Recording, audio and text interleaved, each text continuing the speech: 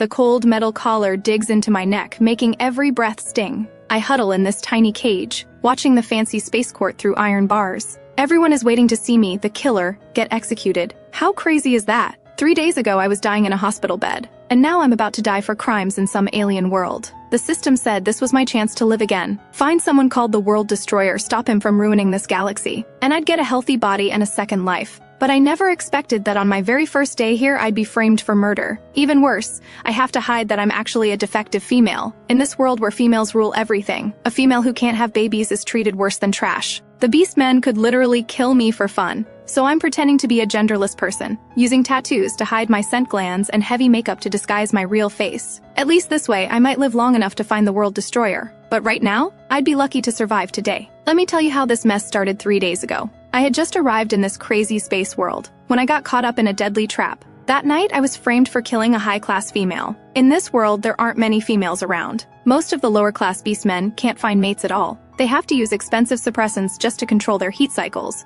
But even if they can control the heat, only females can calm their mental power. Without that, their minds completely break down and they turn into wild beasts. They either get killed or die in agony. But the beastmen's pain? The females just don't care. These women are born into power, and most of them are cruel bullies who love tormenting males for fun. With all this tension between the sexes, a third group appeared, the genderless. They're built different, not weak like females, not strong like males. And they don't have heat cycles or mental powers. They're at the bottom of society. But even genderless people want to climb higher. And that's exactly the role I was playing when I walked right into Hawkins' trap. The Galactic Court is the highest level court in the entire galaxy. It usually only handles cases involving royalty, galactic law changes, and extremely serious major crimes. Right now, the solemn Galactic Court is packed with a black mass of people filling every seat. Sitting in the front row center are representatives from the 2 victim families, their eyes burning with hatred. And sitting in the most important VIP section, almost level with the judge's bench, is the owner of the crime scene, Duke Carlisle. Because this murder case is so extremely serious, the Galactic Court has opened up a galaxy-wide livestream for the first time. Right now, the livestream is flooded with comments like a waterfall, the whole screen filled with people condemning and cursing me. It's only when those legendary top-tier males who were paired with Jenny Clara show up that the comments switch topics. Isn't that Admiral Troy, the Chief Admiral? I heard he's never been interested in females, so cold and distant, but he's actually one of Jenny Clara's partners? There's even Dr. Damon, the galaxy's top physician. Even the noble 6th Prince Louis is one of them. No wonder the Clara family is so furious. Just then, I'm brought to the center of the court as the criminal. My body is so weak I can barely stand. When those 2 soldiers let go of me, I collapse directly onto the cold marble floor in the center of the court. Order! The sharp sound of the gavel makes the noisy courtroom instantly silent. Criminal Arya Chen, last night at Duke Carlisle's estate attic, you deliberately murdered B-class male beastman Vincent Hawkins and S-class mentally gifted female Jenny Clara. Because you committed such a heinous crime, this court unanimously decides to sentence you to death. Do you plead guilty? Right now, everyone in the entire courtroom is staring at me. Only then do people realize with shock that completely different from the brutal, intimidating killer they imagined, this genderless person who committed such a serious crime actually has a frame more delicate and fragile than most females. My skin is white as winter snow, almost blinding. I keep my head down, silky black hair cascading like a waterfall, completely hiding my face. In today's galaxy, black hair is extremely rare, especially pure jet black hair like mine. Before ancient civilization completely disappeared, black hair and black eyes were symbols of the most noble bloodlines. So, when I struggle to sit up with trembling arms, the wildly scrolling comments on the live stream and the angrily excited audience in the courtroom gradually quiet down from their fury. Right now I'm no longer wearing that flashy dress, just a thin white prison uniform that's almost see-through. All that ridiculous heavy makeup has been completely washed off by machines for the records. So when I slowly raise my head, that absolutely stunning face that could make the entire galaxy fall for it is completely revealed. I look directly at everyone with determined eyes and say clearly, not guilty. In this moment, the entire galaxy falls into dead silence. Because in this huge empire, not a single female's beauty can compare to this genderless person in front of them. A moment later, the Galactic Court erupts in chaos. Is she really genderless? Why is she more beautiful than every female I've ever seen? Look how her eyes are red from crying. Maybe there's more to this story. Even though the Hawkins and Clara family people are also shocked by my beauty, more than amazement, they feel towering rage at my denial of guilt. You killer! You murdered my family's only female. I'm going to tear you to pieces. The male speaking instantly transforms into his huge beast form, letting out an ear-splitting roar. Those sharp fangs and claws gleam coldly in the light like they're still stained with blood. This is my first time facing a beast form directly, and I'm terrified by his mountain-sized body and tsunami-like killing intent until my face goes deathly pale. Fortunately, soldiers nearby rush forward in time, using special shackles to subdue the crazed male.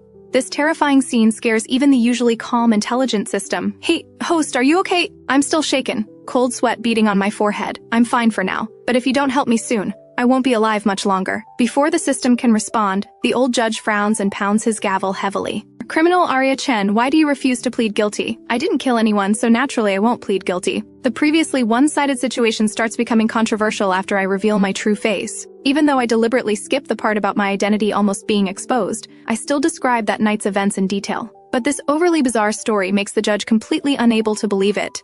Do you know that the killer characteristics you're describing sound like Zerg? Are you saying that our empire's capital Planet 5 has been infiltrated by Zerg? Absolutely ridiculous. Besides, everything you're saying is just your word against theirs, with no evidence to support it. Therefore, this court declares the original verdict stands. Just then, the system quickly says, "There is evidence, host. I secretly planted a Zerg fragment in that attic." Hey, aren't I clever? Your Honor, wait. I request a new search of the attic, but the judge coldly refuses my request. Just then, Duke Carlisle, who has been silent this whole time, suddenly speaks up, his voice low and authoritative.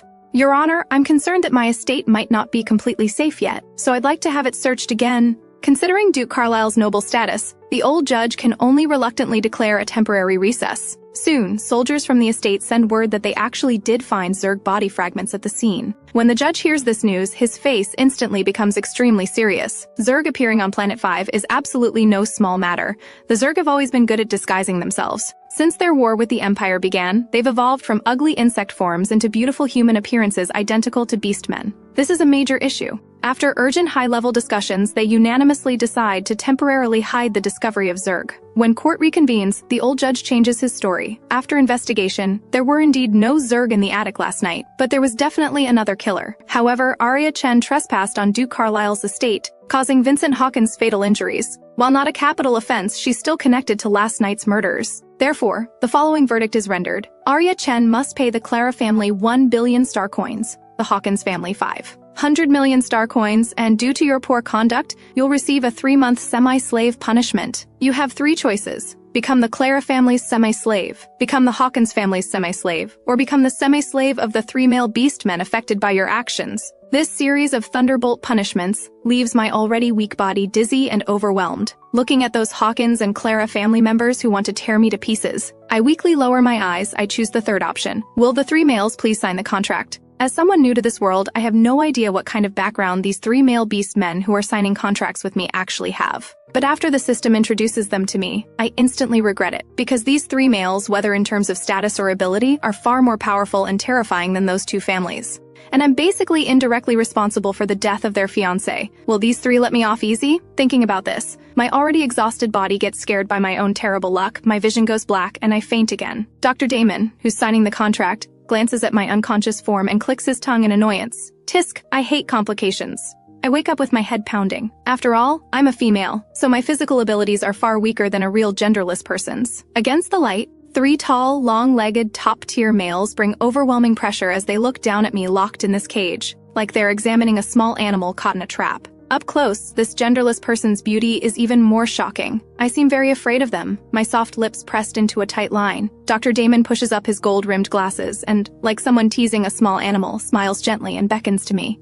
Little one, come here. Even though his voice is soft and gentle, those pale gray ice-cold snake eyes scare me to my core. I haven't forgotten that his beast form is a black mamba, and among all animals, I'm most afraid of snakes. Seeing that this little thing won't obey, Dr. Damon steps closer to the corner, only to find that I'm so scared I want to bury my head in the ground. Dr. Damon's white-gloved hand grabs my pointed chin, his voice still terrifyingly gentle. You're really not being good, little one. Do you even know what being a semi-slave means? His deliberately drawn-out low tone, plus those slowly contracting snake pupils, make my heart tremble. I'm so afraid of Dr. Damon not just because he's a black mamba, but because of his excellent medical skills. I'm afraid that getting too close to him might expose my true identity as a defective female. I don't know. Dr. Damon chuckles softly, his thumb stroking my overly soft lips through his gloves. That warm sensation travels through the thin gloves to his fingertips. This strange, unfamiliar feeling makes Dr. Damon's snake pupils contract slightly. Being a semi-slave means you must absolutely obey whatever commands your masters give. Otherwise, we have the right to decide how to punish you, and that concerns your life and death. My delicate little face scrunches up from fear and pain. Prince Louis frowns slightly. That's enough, Damon. Do you want to make her cry? That's not the behavior a proper male beast man should have. I grab onto this like a lifeline, raising my moist eyes to look pitifully at Prince Louis. 6th Prince Louis Byrne. Noble status, beast form is a powerful nine-tailed fox. I heard that while he's a bit wild and unrestrained, he should be the easiest of the three to get along with. My plea for help is too obvious. Dr. Damon's smile instantly cools several degrees. You think he's some kind of good guy? I instinctively glare at Dr. Damon, thinking that even he has to be better than you poisonous snake. After glaring, I start regretting it, because I forgot that right now I'm just meat on a chopping block, completely at their mercy. All my lively, vivid little expressions fall into Dr. Damon's eyes. He watches me with interest, like he's discovered some fascinating secret. This little one obviously isn't as well behaved as she appears on the surface. Dr. Damon withdraws his hand and stands up, glancing at Admiral Troy, who remains cold as an iceberg. The contract period is 3 months. Together or taking turns? My face instantly stiffens, my heart pounding wildly. Are they discussing how to torture me? Admiral Troy coldly glances at me, his voice completely emotionless. I'm not interested in this kind of thing. I sneak a peek at this legendary chief admiral, and that feeling of being so bluntly rejected makes my heart ache with bitterness. Actually, I misunderstood. Admiral Troy is just naturally cold to everyone. It's not specifically directed at me. Dr. Damon turns his gaze to Prince Louis. I'm busy with experiments lately, don't have much time. Why don't you start, Your Highness? 3 days each, taking turns. Prince Louis raises an eyebrow but doesn't refuse. He knows in his heart that this contract is punishment in name, but protection in reality for this poor little thing. Otherwise, I'd either die at the hands of the Hawkins family or get torn to pieces by the Clara family. Prince Louis lifts his chin toward me, his tone unexpectedly gentle. Come on, little one. I grit my teeth and force myself to stand up, but after just a few steps, my legs give out. Just as I'm about to fall, a strong arm catches my waist in time. I look up and crash right into a pair of ice-cold, crystal-clear silver eyes. Admiral Troy, expressionless as an eternally frozen mountain, gently pushes me toward Prince Louis. Watch your semi-slave. Prince Louis sees me covered in injuries and unable to even walk properly. He shakes his head helplessly and bends down to carry me. Seeing the noble 6th prince actually lowering himself to carry a semi-slave, everyone's eyes show incredible shock. After all, even though Prince Louis seems easygoing, royal family members have natural pride in their bones and rarely let people get close. Prince Louis' embrace is broad and warm. For me, who spent a day and night in that cold prison, it's like life-saving warmth. I can't help but snuggle a little closer into his arms. This little movement that I think is sneaky makes Prince Louis' eyelashes flutter slightly. Admiral Troy, walking behind us, accidentally glimpses my snow-white, slender legs exposed, and inexplicably remembers the feeling of that slim waist in his arms just now. Admiral Troy lowers his eyes, and his hand that was perfectly positioned at his side moves almost imperceptibly. After getting on the aircraft, I see Planet 5's true face through the windows. The entire planet is covered with towering, magnificent buildings, and even during the day you can see brilliant holographic projections everywhere. Everything looks like the future cities described in the sci-fi novels I read back in the real world. System. Does the World Destroyer have any special characteristics? The system stammers for a long time before answering. The World Destroyer is a male beast man who hates females, wants to overthrow the female-dominated society, and has extremely powerful abilities. I mean this specific World Destroyer. Does he have any special physical features? The system gets stuck and says carefully, Host, you might really have to check them one by one. But don't worry, I'll provide a list of all the most capable, suspicious male beast men. The aircraft finally stops in front of a luxurious mansion. This was originally built for convenient cohabitation of paired partners, but after Jenny Clara's death, this estate became a temporary residence for the 3 males. I thought that as a semi-slave, I'd be living in either a dark, damp basement or a cramped storage room. But surprisingly, they don't mistreat me at all. They give me a warmly decorated room. There are many specialized intelligent robots here, so no human servants are needed. After the 3 briefly explain the rules I need to follow, they each go off to handle their own business. I'm really too weak. After eating a little something, I crawl into bed and sleep until deep into the night. When I'm taking a bath, the system comes back excitedly. Host, I've finished the list! The next moment, I feel like a brick just smashed into my head. That densely packed, endless list makes my temples throb. The system might as well have just given me a galactic census. After my bath, I notice that the places rubbed raw by the shackles hurt worse than before. Wanting to find some ointment to apply, I quietly slip out of my bedroom. The late-night living room is particularly dark. I don't have the sharp night vision of male beast men, so after fumbling around for ages, I still can't find the light switch. I can only vaguely make out the dark shapes of objects. I try calling the robots names a few times, but for some reason, there's no response. Little do I know that black mambas have perfect night vision, and the reason Dr. Damon is in the living room at this hour is because his experiment failed again and he's in a bad mood. He had just wanted to sit quietly in the living room and think, but when he heard faint sounds, he opened his eyes. And with that one look, Dr. Damon's gaze can never move away again. Even though it's sleepwear designed for petite females, it still looks loose on me, this genderless person. Fresh from my bath, I'm wearing oversized fluffy slippers and a loose wine red silk nightgown, with large areas of snow-white skin exposed to the air. Through his sensitive sense of smell, Dr. Damon catches a faint trace of sweet fragrance. This scent only appeared after I showed up. His Adam's apple rolls involuntarily. Dr. Damon commands me, standing there in the darkness, his voice low. "Come here." The sudden voice startles me. Who's there? Dr. Damon snaps his fingers, and the living room lights instantly turn on. I see Dr. Damon lounging lazily on the sofa, looking at me with an expression that's half smile, half something else. Being stared at like this makes my scalp tingle. I don't know how long he's been watching me. What? Not going to obey your master's command? Though I'm reluctant, I still force myself to slowly shuffle over. As the distance closes, that sweet fragrance in the air seems to become even more intense. Dr. Damon suddenly leans down, that overly handsome face slowly approaching my neck, his nose almost touching my skin, like he's carefully sniffing something.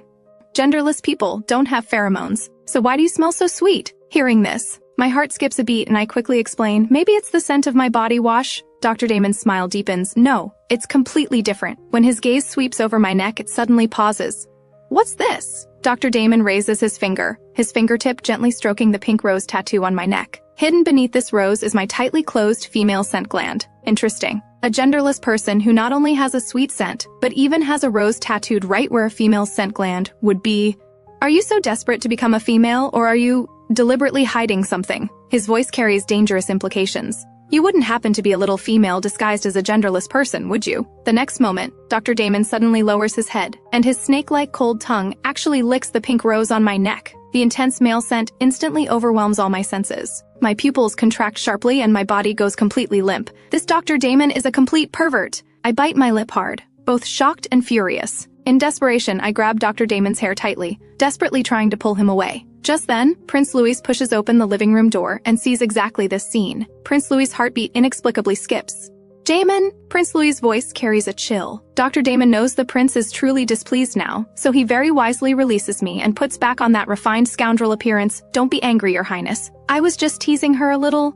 I'm really scared out of my mind by this pervert Dr. Damon. I cover my neck and hide behind Prince Louis like a frightened little animal. Prince Louis's usually smiling, romantic eyes are now covered with frost. Damon, if you can't control yourself, you're welcome to apply to the Empire for a new female pairing as soon as possible, rather than harassing a genderless person. I remember your instability rating has reached 80%. A genderless person can't soothe your heat cycles or collapsed mental power. For these 3 days, she's under my management. At least for these 3 days, don't let me see you touching her again. These words aren't pleasant to hear. Dr. Damon's smile fades several degrees. Rather than worrying about others, Your Highness might want to handle your own troubles first. I heard the royal family is working hard to pair you with a new female again. Good luck. Next time you might not be so lucky to have a genderless person to mess up your arrangements. After Dr. Damon finishes speaking, he gives me a meaningful look and heads upstairs. My condition is very unstable, and I don't dare get too close to Prince Louis either. After quickly thanking him, I drag my weak body back to my room and lock the door. The rapidly spreading heat in my body makes my vision blur. This Dr. Damon, does his saliva have poison?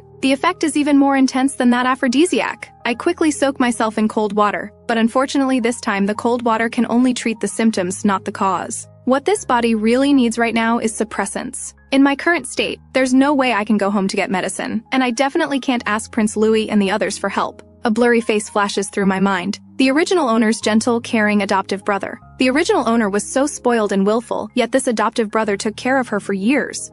If I just ask him to help deliver something, it should be fine, right? I open my neural interface communicator, but even as my consciousness becomes fuzzy, that adoptive brother's communication never connects. Meanwhile, on a battleship of Planet 5's 513th Legion, a tall figure stands in front of a huge window. He has a handsome, perfect face that radiates the refined warmth characteristic of noble young men, even when he's not smiling. Right now, he just quietly watches the communication request flashing on his wrist until it stops, remaining completely unmoved.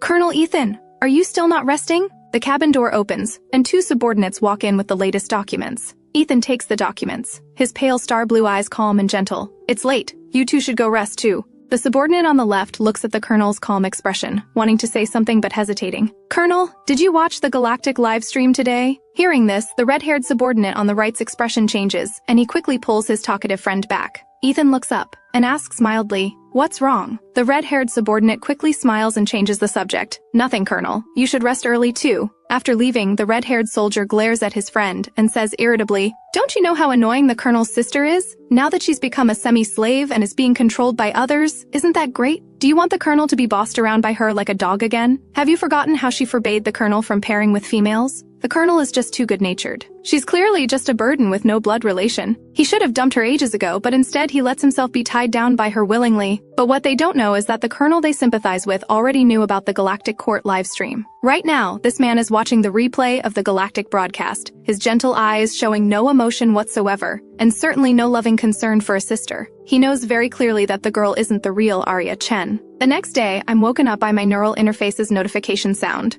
Last night I lost consciousness before dawn, and I remember soaking in that tub of cold water until almost morning. Maybe that's why I have a slight fever now and my head feels foggy. On the balcony, Prince Louis, who just finished showering, is casually chatting with a government minister through his neural interface, his wet golden hair still dripping water. The minister is clearly annoyed with the prince's attitude and makes his voice more serious, Your Highness. Whether for the royal family or for yourself, you need to get paired with a female as soon as possible. Prince Louis laughs coldly. You all knew exactly what kind of trash female Jenny Clara was, and you deliberately put me on her pairing list. I doubt you really had my best interests at heart. Your Highness, you misunderstand. Jenny Clara was carefully selected by the royal family, naturally for your benefit. Prince Louis' smile turns mocking. Carefully selected indeed. The fact that she specialized in seducing already married males and tortured several males to death. You conveniently forgot to mention any of that. After these issues are brought up, the minister's face looks ugly, but he still tries to avoid the main point and continues persuading Prince Louis. Just then, I appear. Prince Louis' gaze sweeps over me, his eyes flashing. If you insist on pairing me with a female, that's not impossible. But it has to be a female more beautiful than my little semi-slave? After saying this, Prince Louis cheerfully cuts off the neural interface communication. Little one, come here. I look up and almost get blinded by Prince Louis in the sunlight. In the real world, I rarely even left my room, so where would I have seen such a gorgeous man fresh from his bath? This makes me blush and my heart race uncontrollably. What's wrong? Why is your face so red? Prince Louis's tall, water-steamed body approaches, and though his eyes are smiling, he's extremely intimidating. I try to back away, but he grabs my wrist. Why are you running? I'm not going to eat you. Don't touch me. Be good, don't move. The Female Protection Agency sent something over. You have to wear it before you can go out. I'm not paying attention to what Prince Louis is saying at all. I just know my little brain is about to start smoking. When I snap back to reality, I realize there's a collar around my neck. What is this?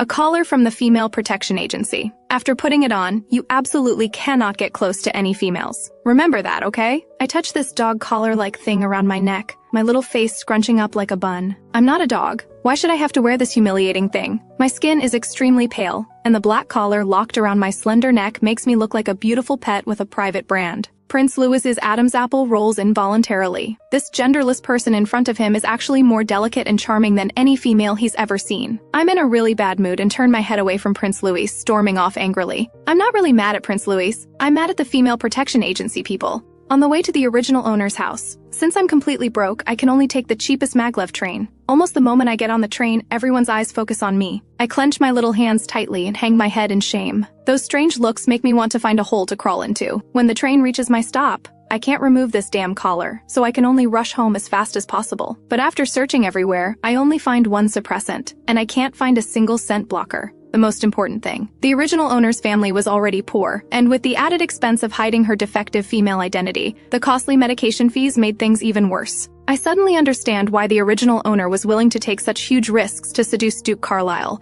Poor people who want to change their lives can only take big gambles. Thinking about how I still owe 15 billion star coins in massive debt and urgently need to buy medication, while my wallet is cleaner than my face, my vision goes black. System, are there any quick ways to make money in this world? The system answers without hesitation, find a sugar daddy. And host, you absolutely have to target Duke Carlisle as your sponsor. This isn't just to maintain the original owner's character, but because Duke Carlisle is also on the list, so you need to get close to him. I rub my forehead helplessly. Before going to the military academy, I use up my last suppressant. After all, there are too many high-level male beastmen at the military academy, and they're all hot-blooded fighters. I have to make sure I won't be affected. As the capital planet, Planet 5's Imperial Military Academy is also luxuriously massive. I deliberately choose a quiet path, not wanting to attract more attention because of my collar. But the military academy is really too big, and I successfully get lost. However, in an abandoned mecha warehouse, I hear the sound of heavy objects falling. Then several mocking laughs ring out. Weren't you acting all tough and fierce just now? How come you're mute now? I heard you went bankrupt, and the wife master you got paired with thinks you're too low class and doesn't want you at all. How did it feel getting dumped on the street during your heat cycle? The gray-haired male being pinned down is covered in cuts and bruises, looking completely disheveled. But when he raises his head, that dust-covered pale face doesn't diminish his beauty at all.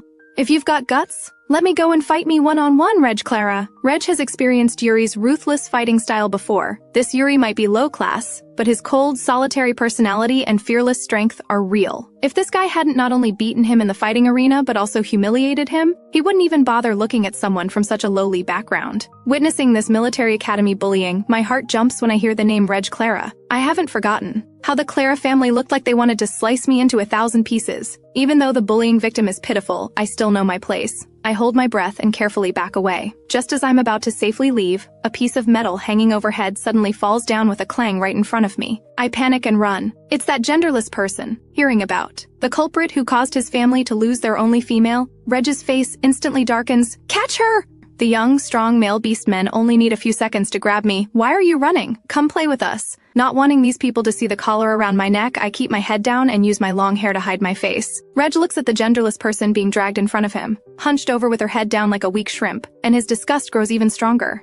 The Imperial Military Academy isn't without genderless people, but none of them are as thin and cowardly as me. She's not even a female, so why put on this weak act? It's annoying just to look at. Reg looks at Yuri, who's still being defiant and refuses to give in. His eyes narrow dangerously as a vicious idea forms in his mind. He lifts his chin, signaling for the others to push me into a corner, his smile particularly malicious. Doesn't your wife master not want you? Seeing how painful your heat cycle was, I'll be generous and help you out today. What are you idiots standing around for? Isn't he in heat? Let him get up close and personal. Hearing this, Yuri struggles violently, his fist almost hitting Reg in the face. In the end, Yuri is still forcibly held down by several people and pushed in front of me. My chest feels heavy, and I can barely breathe. The originally fierce Yuri's pupils contract sharply the moment he touches me, and his tense body stiffens completely. This genderless person in front of him actually looks even more fragile than his so-called wife master. I seem to really reject his closeness, desperately turning my little head away, night black hair hiding my face, the exposed skin frighteningly pale. Reg watches Yuri suddenly freeze and frowns impatiently. Why isn't this little bastard moving? Can't you guys hold down that genderless person?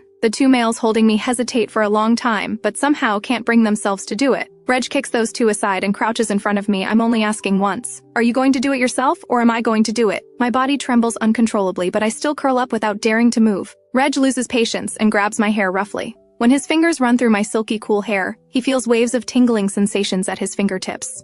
This strange feeling makes him frown even deeper. When he yanks my hair to force me to look up, what he sees is a face covered in dust and tears that's breathtakingly beautiful. In this moment, the originally noisy, chaotic warehouse instantly falls silent, and all the young males present are stunned. In their understanding, genderless people, whether male or female, are all plain-looking. But the me in front of them is more beautiful than any female they've ever seen. Yuri, being closest to me, receives the strongest impact from my beauty. He even forgets to struggle and resist for a moment.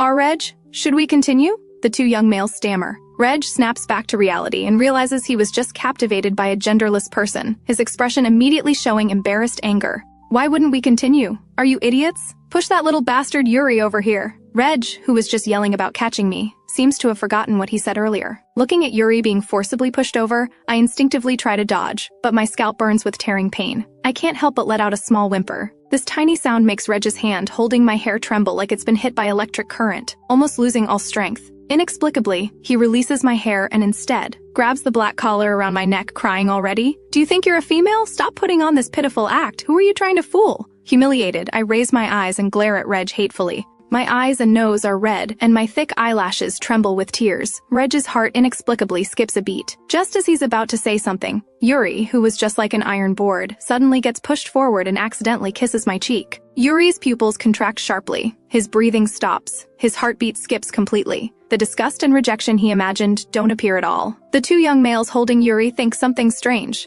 This Yuri doesn't seem to be resisting as fiercely as before. Reg, witnessing all this, swallows hard, that strange impulse in his heart becoming even stronger. And the scene they all expected, Yuri breaking down and going crazy from humiliation, doesn't happen. The entire warehouse falls eerily quiet. The feeling of losing control gradually erodes Yuri's rationality. For a moment, he really mistakes me, this genderless person, for a female. Just then, the military academy's class bell rings, and everyone suddenly snaps awake. The military academy has very strict course management for high-level males. Reg withdraws his gaze and mockingly pats Yuri's face. Why aren't you getting up yet? Looks like you're pretty satisfied with this little show I arranged for you. Don't worry, your wife master will definitely receive a complete video. After Reg finishes speaking, he takes a deep look at me and leaves. After making sure Reg's group has really left, I finally dare to move, only to find that my dress hem is pinned under Yuri. He keeps his head down, smoky gray hair covering half his face, thin lips pressed tight, still looking intimidating. I feel both wronged and angry. He was so tough and strong before. How did he become so easily bullied later? Get up! My tear-filled, fierce but weak voice sounds like I'm acting cute. Yuri raises his head. That cold face and the brooding rebelliousness between his brows make my heart flutter. Even among bullying victims, there are strong and weak ones. I'm the cowardly type, so I quickly soften my tone. I mean, you're pinning my dress. Yuri's green eyes flicker. He forces himself to suppress the restlessness in his heart. Has he really fallen so low that he'd mistake a genderless person for a female and almost lose control? Thinking this, Yuri's aura becomes even colder. I think Yuri's going to take his anger out on me, and I'm so scared I can barely stand up. Actually, Yuri feels guilty about what happened to me. He reaches out to help, but I think he's going to hit me and get even more scared. Don't come near me. Don't move. The man's warm palm gently grasps my ankle. I'm so scared I close my eyes. In my confusion, I feel the man's warm hand brush past the hair by my ear, followed by the sound of something being crushed. I open my eyes trembling to find a crushed micro-tracker in Yuri's palm. Stay away from Reg and his gang. After saying this, Yuri forces himself to look away and leaves. Yuri knows he's no gentleman, but he's seen disgust and fear in too many people's eyes. For some reason, he doesn't want to see the same emotions in my eyes. My brain is a mess when the usually quiet system suddenly pops up. Host, this guy named Yuri is also on the list. I don't say anything, just hang my head and silently get up. This time, I don't dare take any more secluded paths, and I force myself to walk toward crowded areas despite my embarrassment. I thought that being late and disheveled would get me scolded by the school officials, but the official just frowns and stares at me with a look that says he wants to speak but doesn't. This stern middle-aged male originally wanted to lecture me, but looking at this ash-covered little thing with tear stains on her face, more fragile than any female, he somehow can't say those harsh words. Did she always look like this before? He's not the only one confused by this. The moment I appear in the classroom, the originally lively room instantly falls silent. Feeling a mass of burning gazes staring straight at me, my scalp tingles with numbness. At this moment, the huge classroom is filled with young male beastmen. They are tall and handsome, carrying that kind of aggressive aura that belongs to beasts and males, so intense it makes me feel suffocated. The few genderless individuals present are also male. Except for being slightly less imposing than ordinary male beastmen, there is almost no difference. I feel a bit dizzy and weak. With my frail body, I stand out like a walking target in this scene. The original owner's seat is in the second-to-last row at the very inside. I take a deep breath and slowly make my way to that row. A large group of male beastmen sitting on the outside just stare at me, motionless. Excuse me, could you please let me through? My soft, gentle voice seems to flip some strange switch. The previously silent males suddenly come to life with strange enthusiasm. Didn't you hear her speak? Get up and move! Yeah, can't you see she's injured? Their chatter, accompanied by the eager actions of male beastmen standing up with a rustle, appears to me as evidence of being excluded and mocked. After all, I heard people talking about me inside while I was still at the door. When passing between the desks and males, I try to stay close to the desks, being cautious and careful not to touch anyone. Finally reaching my seat, I think everything is fine. But then all the males in the class surround me. Have you been crying? Did someone bully you?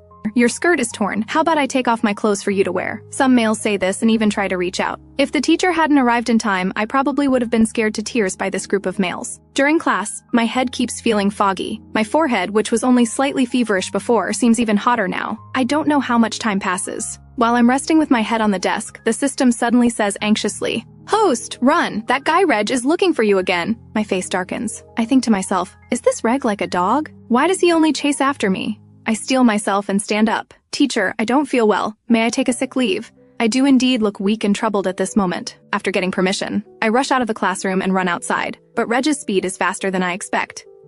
Knowing I'm looking for you, you dare to run? Reg roughly presses me against the door of the storage room. With his wine-red hair, cold and handsome appearance, and violent, unruly personality, Reg is like a vicious wild beast baring its teeth. Around him stand his group of followers. What do you want? This question actually stumps Reg. After the tracking device on me was violently damaged, he has been holding back anger, making him absent-minded even during class. As for what he wants to do, before the warehouse incident, he only wanted to kill me, this genderless individual who caused his family to lose their only female. Even if he doesn't kill me, he wants to beat me severely and make me cry and kneel begging for mercy. But now, if he really wants to hit me, facing my frail small body and that excessively beautiful face, he really can't bring himself to do it. But letting me off lightly is also impossible. While Reg is thinking, he smells a special and rich sweet fragrance. His pupils contract. He lowers his head close to my neck, like a dangerous large dog, constantly sniffing. Are you wearing perfume? Reg's inexplicable question makes me freeze.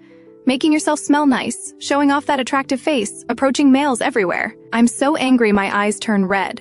I'm not! Reg's sharp eyebrows slightly raise. No? When he kissed you, what did you feel? The increasingly explicit and strange questions make the supposedly serious atmosphere become ambiguous. In my view, this Reg is just a bad guy with brain problems. I grit my teeth and refuse to answer such boring questions. But Reg continues talking to himself. I haven't tasted a genderless individual yet. If you obediently let me kiss you too, I'll let you go today. How about it? Hearing this, the expressions of the surrounding followers become interesting. So when Reg said he wanted to deal with me, this is how he deals with me? Seemingly sensing the meaningful looks from his followers, Reg's ear tips, hidden by his messy hair, turn a bit red.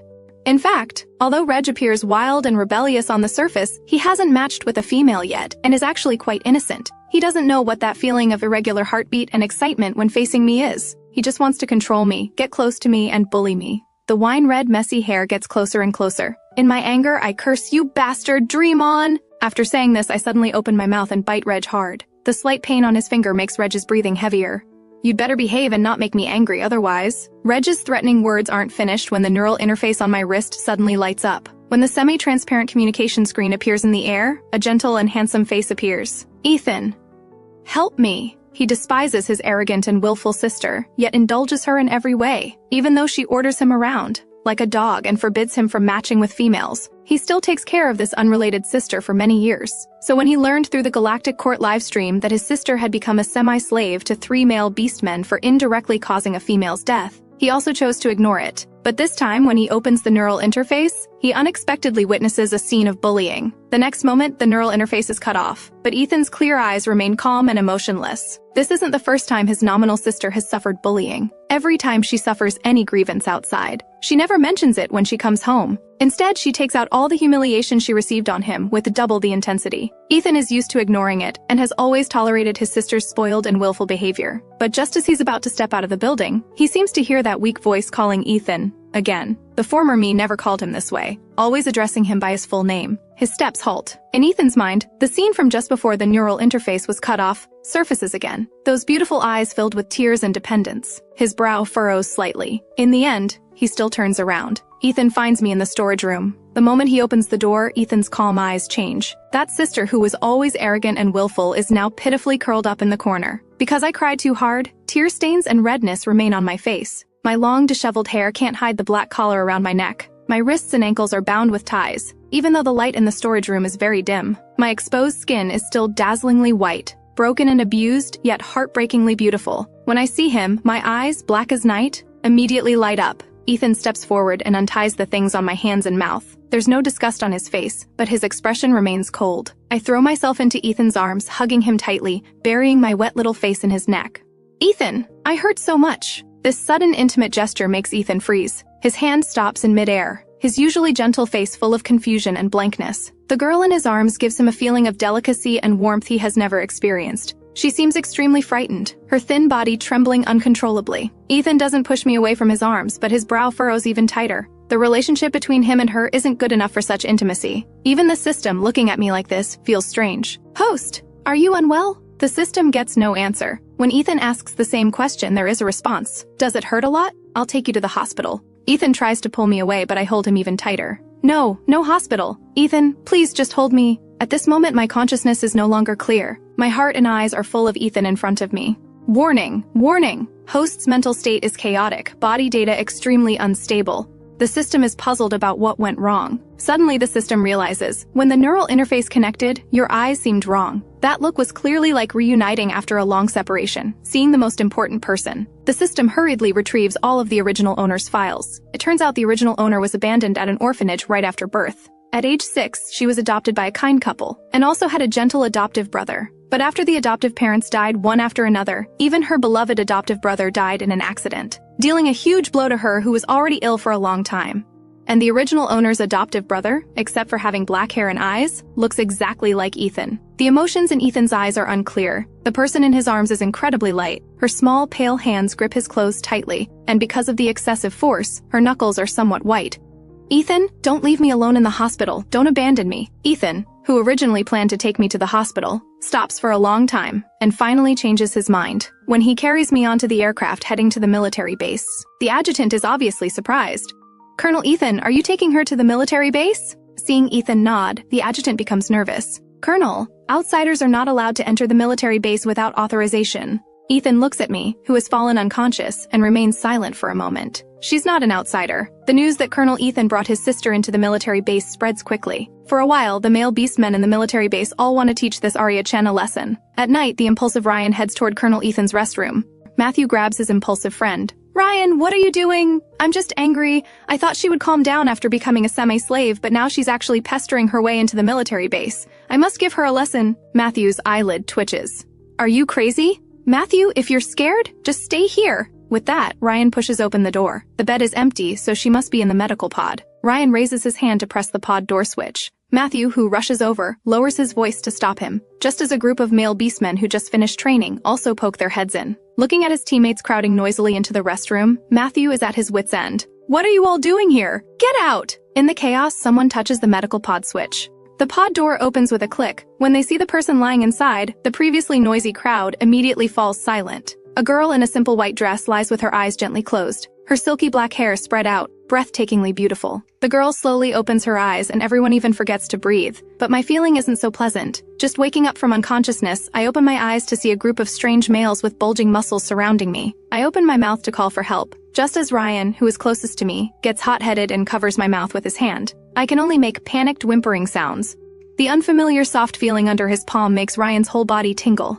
Answer me honestly. I nod repeatedly in fright. This response makes everyone's expressions complicated. They only knew that Colonel Ethan's sister was annoying, but they didn't know she was actually this beautiful. So beautiful that they don't have the heart to blame her. All the harsh words Ryan had prepared get stuck in his throat. Ryan puts on a stern face, pretending to be fierce.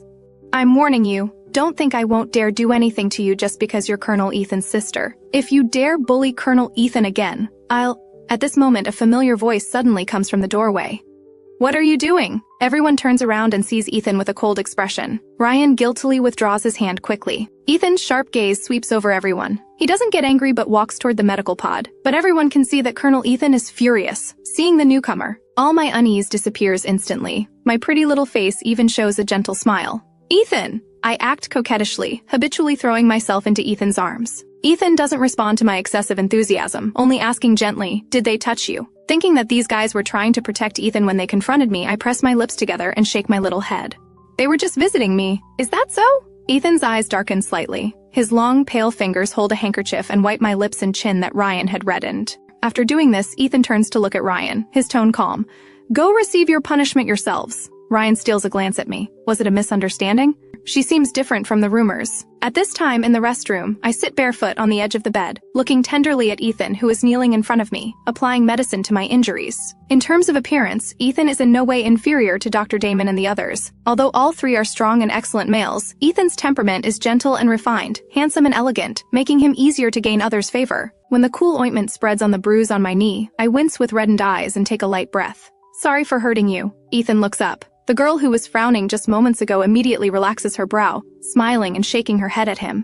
It doesn't hurt at all. This version of me is undoubtedly bright and lively. Someone as perceptive as Ethan naturally notices my change, but Ethan dislikes this feeling of being attracted by someone he supposedly despises. The hand applying the ointment uses a bit more force. Even though I'm in so much pain that my eyes turn red, I still bite my lip hard and don't make any sound. When Ethan finishes applying the medicine and stands up, he realizes that even though I was in pain enough to cry, I didn't make a sound. The girl's pitiful appearance actually makes him seem quite cruel. Ethan frowns, feeling somewhat stuffy in his chest. Why didn't you say anything if it hurt? Still with tears hanging on my eyelashes, but without any complaint. It doesn't hurt, Ethan. I'm just too delicate. Thank you for applying medicine for me. This version of me is so well behaved it's almost too much. Ethan looks down at me, this nominal sister of his, from his height. As if possessed, he raises his hand to brush away the tears on my face. The intimate gesture makes my thoughts become hazy. "Ethan, I miss you so much." After saying this, I suddenly lift my head close to the man's face, my red lips landing on his cheek without warning. Ethan freezes in place. He even forgets to push away this person he has always disliked. But at this moment, the restroom door is pushed open. The newcomer's teasing voice seems to carry some displeasure. "Even wearing a collar, you still haven't learned to behave." Hearing this, my brow jumps, but I see an unexpected person. Ethan ignores Dr. Damon's meaningful look, straightening up calmly and looking at his suddenly visiting friend. "How did you come?" Dr. Damon's thin lips curve slightly, glancing at me. "No choice. The little semi-slave is disobedient. It's dark and she's still running around. As her master, I naturally have to worry." Saying such things in front of someone's brother would normally be inappropriate. But Dr. Damon seems certain that Ethan won't get angry, brazenly declaring his authority as master. Ethan indeed says nothing. Instead, I, who fears Dr. Damon, hide behind Ethan and protest quietly. "I don't want to go back." "Little one, that's not up to you." Dr. Damon narrows his eyes, wanting to take me away directly, but Ethan suddenly steps forward half a step, blocking in front. His friend's unusual behavior makes Dr. Damon raise an eyebrow. "This is interesting. Some things aren't suitable to say in front of Arya." Dr. Damon gestures toward Ethan and walks out. "Stay here obediently. I'm going out for a moment," Ethan tells me and follows him out. Dr. Damon, standing by the corridor window, looks at his suddenly changed friend with a half smile. "What, have you worn the mask so long you can't take it off?" Ethan's expression is cold. "I don't know what you're talking about. Stop pretending. I know exactly how much you hate your nominal sister. You never cared about her this much before." Thinking of the kissing scene just now, the smile on Dr. Damon's lips fades. "What, have you fallen for her?" He denies coldly. "You're overthinking. If you don't like her, how could you tolerate her touching you like that without fighting back? Don't forget, such intimate gestures are usually only allowed for matched female wife masters. But your nominal sister seems to forbid you from matching with a wife master. She's just a genderless individual. No matter how much you like her, she can't help you." "I said I don't like her." Ethan interrupts Dr. Damon's speculation without hesitation. Then he looks at Dr. Damon inquiringly. "You seem quite interested in her." Dr. Damon looks gentle and always smiling, but he's actually cruel and cold in nature, only interested in medicine and nothing else. How could such a person personally chase after a semi-slave late at night? Dr. Damon looks completely indifferent. "I'm not interested in her. Compared to this kind of genderless individual with disgusting females, I'm more interested in my experiments." Seeing his friend's nonchalant attitude, Ethan becomes serious. "Your instability rating has reached 80%. If you don't match with a female soon and get mental power comfort from a female, you'll lose control." But Dr. Damon doesn't care. He's the top physician himself, with the most effective suppressants. He can even strictly control his heat cycles and has never lost control once. "As long as my experiment succeeds, those disgusting females will never control me again." "Damon, what you need isn't suppressants, but a female with top-level mental power." Dr. Damon says nothing. He pushes his glasses, the reflected cold light hiding the churning shadows in his eyes. Meanwhile, in the room, I look at the overwhelming debt collection messages from the Female Protection Agency on my neural interface, completely stunned. The Female Protection Agency even sternly warns me that if payment is overdue, not only will the house be confiscated, but there will also be imprisonment. Among the many messages, one stands out most. It's from the bad guy who led the bullying against me during the day, Reg Clara. "As long as you agree to what I said during the day, one time worth 100,000 star credits." It seems these debt collection messages were deliberately arranged by this guy, Red. Even the system is dumbfounded. 100,000 star credits really isn't a small amount. After all, in this world, even those capable genderless individuals earn at most 50,000 star credits per month. However, I angrily reply "get lost" to Reg and directly block his neural interface number. At this time, Ethan and Dr. Damon also return. I thought I could escape the fate of going back. But this time, Ethan doesn't stop Dr. Damon and silently looks away. Dr. Damon's long fingers hook onto the collar around my neck, smiling particularly charmingly. "Little one, stop looking. With a semi-slave contract, even if your brother wants to interfere, he can't. Now your master is me." Until the girl completely disappears, Ethan doesn't look even once. But when he sees the wrinkled spot on his bed where someone had been, his mind again conjures the image of that person's obedient and soft appearance. At this moment, subtle ripples seem to rise in his eyes. Getting on the aircraft, I originally want to huddle in a corner away from Dr. Damon, but he hooks my collar. "You seem very afraid of me?" I shake my head reluctantly, but fear and rejection are clearly written on my face. Dr. Damon chuckles softly. "What a little liar, and yet you have such an overwhelmingly beautiful face. How did your mouth get hurt?" I tremble, not daring to say it was kissed by a strange male. I accidentally bumped it." Dr. Damon's narrow eyes narrow further, knowing the little semi-slave is lying again. He leans down with an oppressive presence and suddenly asks, "Did your brother kiss your mouth and hurt it?" My eyes widen, in genuine anger. What are you talking about? He's my adoptive brother. But you like this adoptive brother of yours, don't you? I lower my eyes and say softly, I don't like him. At least the original owner shouldn't and wouldn't like Ethan, although I really envy the original owner for having such a good brother. My answer surprises Dr. Damon. Considering the way I look at Ethan is so tender it makes people jealous. You really are different from the rumors. Hearing this, my heart jumps, and I carefully observe Dr. Damon, afraid he might notice something. At this moment, the system's alarm suddenly sounds. Host, this is bad! Dr. Damon is going into heat! What? Just as I panic, Dr. Damon's neural interface on his wrist suddenly lights up. Coming back to his senses, Dr. Damon realizes he actually lost control because of a genderless individual.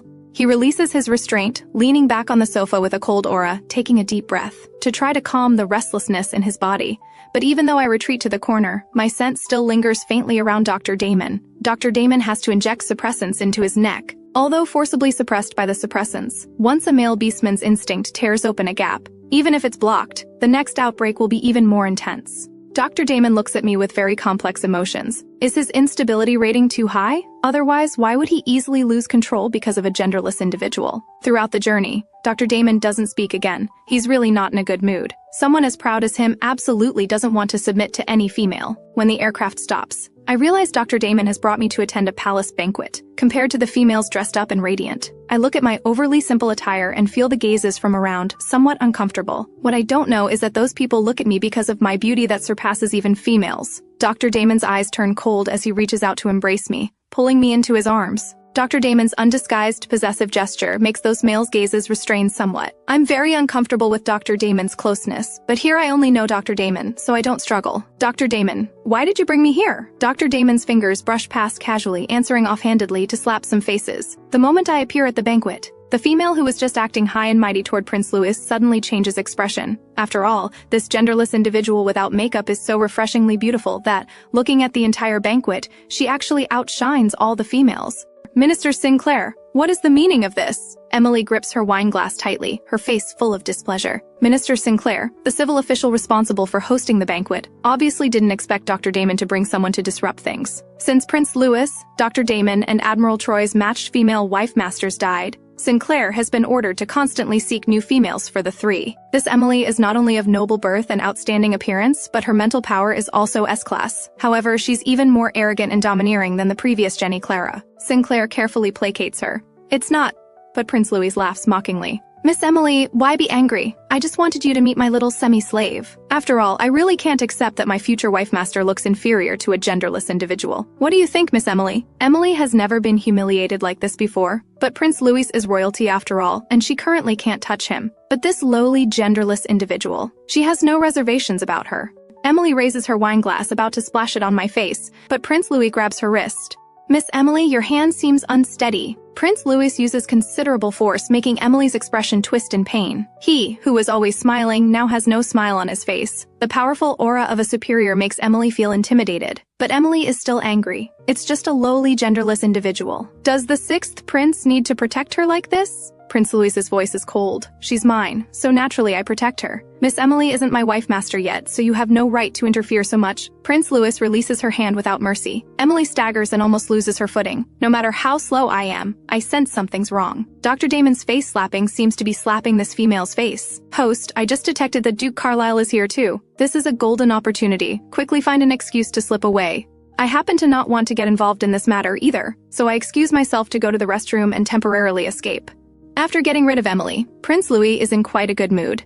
Looking at the gloomy Dr. Damon, he asks, "Why didn't you answer my communication earlier?" Dr. Damon naturally can't tell the truth, since what happened earlier wasn't glorious. Rather than asking about this, you should go check on your lying little semi-slave. When the two find me, I'm standing dazed on the balcony, looking at something. The air still carries nauseating pheromones and a strong bloody smell. On the opposite balcony, a male beastman covered in wounds kneels humbly on the ground, begging for comfort from his female wife master. The female wife master holds a whip in her hand that's still dripping blood. Having never seen such a scene before, I only feel nauseous. Prince Louis notices my expression. Looking so pale. Is this your first time seeing such a scene? I nod. Prince Louis says self-mockingly, you get used to it after seeing it often. No matter how powerful male beastmen are, once they match with females and honor them as wife masters, they'll endure this for life. If they're lucky, they might get a bit of their wife master's favor and won't lose their lives. If unlucky, being tortured to death isn't impossible. I hear the sadness and mockery in Prince Louis's words and instinctively say, Maybe not all females are like this. Hearing this, Dr. Damon, who had been silent, laughs coldly. Power makes people lose themselves, especially groups like females who are born with thoughts of nobility and superiority. If that so-called wife master is a female they love, males might willingly kneel and submit. But the reality is that love between females and males has always been scarce. What you saw today is the norm. Seeing me looking pale, Dr. Damon sheds his previous coldness and puts on that gentle, scholarly smile again. Don't be afraid. You're lucky. You're a genderless individual. You won't be trampled and controlled like male beast men, nor will you cruelly control and trample others like females, right? Dr. Damon's drawn-out tone makes me extremely nervous. After all, I'm not really a genderless individual, and Dr. Damon and Prince Louis's words and actions tonight give me a strong sense of discord. System, don't you think their attitude is strange? What do you mean, host? No matter what, I'm indirectly responsible for them losing their future wife master, but they're not sad or angry, and they haven't even retaliated against me. Moreover, when they mention females, they seem to have a kind of disgust and rejection. I'm not sure if these two are the legendary world destroyers, but I definitely feel their hostility toward females. Thinking of my identity as a defective female, I say with a pale face, I want to go to the restroom. Dr. Damon can see I'm genuinely uncomfortable and agrees. How's your experiment progressing, Damon? No progress. I need healthy, living test subjects. Hearing this, Prince Louis frowns slightly. Dr. Damon ignores Prince Louis's silence, only meaningfully reminding him that Emily is even more difficult than Jenny Clara. Neither Sinclair nor he will let this go easily. Meanwhile, I stay in the restroom for quite a while before slowly calming down. The suppressants are being consumed too quickly. It seems that whether for paying debts or buying suppressants, I must quickly get money. Host! I found Duke Carlisle. While Dr. Damon and the others aren't here, quickly go charm him. Following the system's directions, I indeed find Duke Carlisle. He's exactly the same as when I first saw him, still impeccably dressed, tall and handsome. Even just sitting casually on the sofa, the pressure of a superior can't be ignored. The men and women surrounding him are all respectful and fawning. Standing in the corner, I nervously clutch my pale fingers. System, I don't know how.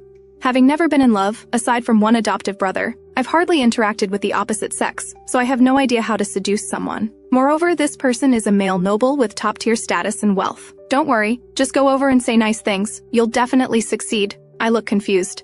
Is it really that simple? The system pats its chest confidently.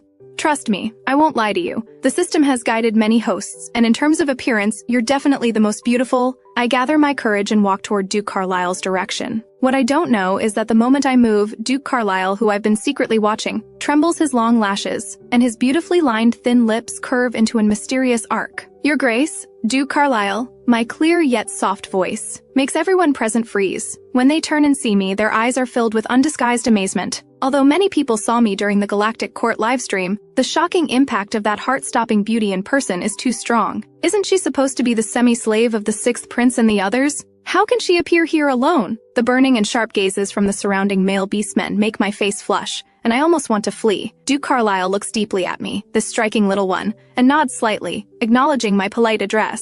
I nervously step forward a few steps, bow to him, and say respectfully yet anxiously, Duke Carlisle, last time at the manor when I was drowning, you saved me. I've always wanted to thank you in person. When I speak, I steal glances at Duke Carlisle. Because of shyness, my little face turns completely red. Duke Carlisle sips his red wine with a half-smile. So I open my mouth, feeling so embarrassed in front of everyone that my head feels like it's about to smoke. Duke Carlisle's blue eyes flash with amusement as he appreciates my embarrassed, innocent appearance. She had been hiding in the shadows watching me for so long before finally daring to approach. Her limited courage is probably used up now. Host, speak up. Don't think of him as a male. Just think of him as a pile of gold. I press my lips together and look directly at Duke Carlisle, gathering courage. Duke Carlisle, I want to be your... Just then, Prince Louis covers my mouth from behind, his lips against my ear, saying, You can't even think about it! Being completely restrained, plus the breath entering my ear, makes me freeze completely. Prince Louis smiles charmingly and clicks his tongue. Such a well-behaved little one. How does she always worry her master? Dr. Damon calmly delivers the finishing blow. I told you she's dishonest, but you didn't believe me. Prince Louis narrows his eyes and leans closer. Your little brain is getting clever, isn't it? Do you still remember who your master is? I'm so scared my heart pounds. My dark eyes turn as I look obediently at Prince Louis. Since you know I'm your master, will you listen to what your master says? I nod quickly. Seeing this, Prince Louis smiles particularly charmingly. Remember, from now on you're not allowed to seduce others or run around everywhere. Got it? I continue nodding. Prince Louis releases his hand and looks at Duke Carlisle. Sorry, the little semi-slave is disobedient and disturbed Duke Carlisle. But Prince Louis's eyes show no apology whatsoever. Instead, they carry obvious provocation. Duke Carlisle naturally understands Prince Louis's territorial declaration. As males, the competition and possession for desired prey is instinctual.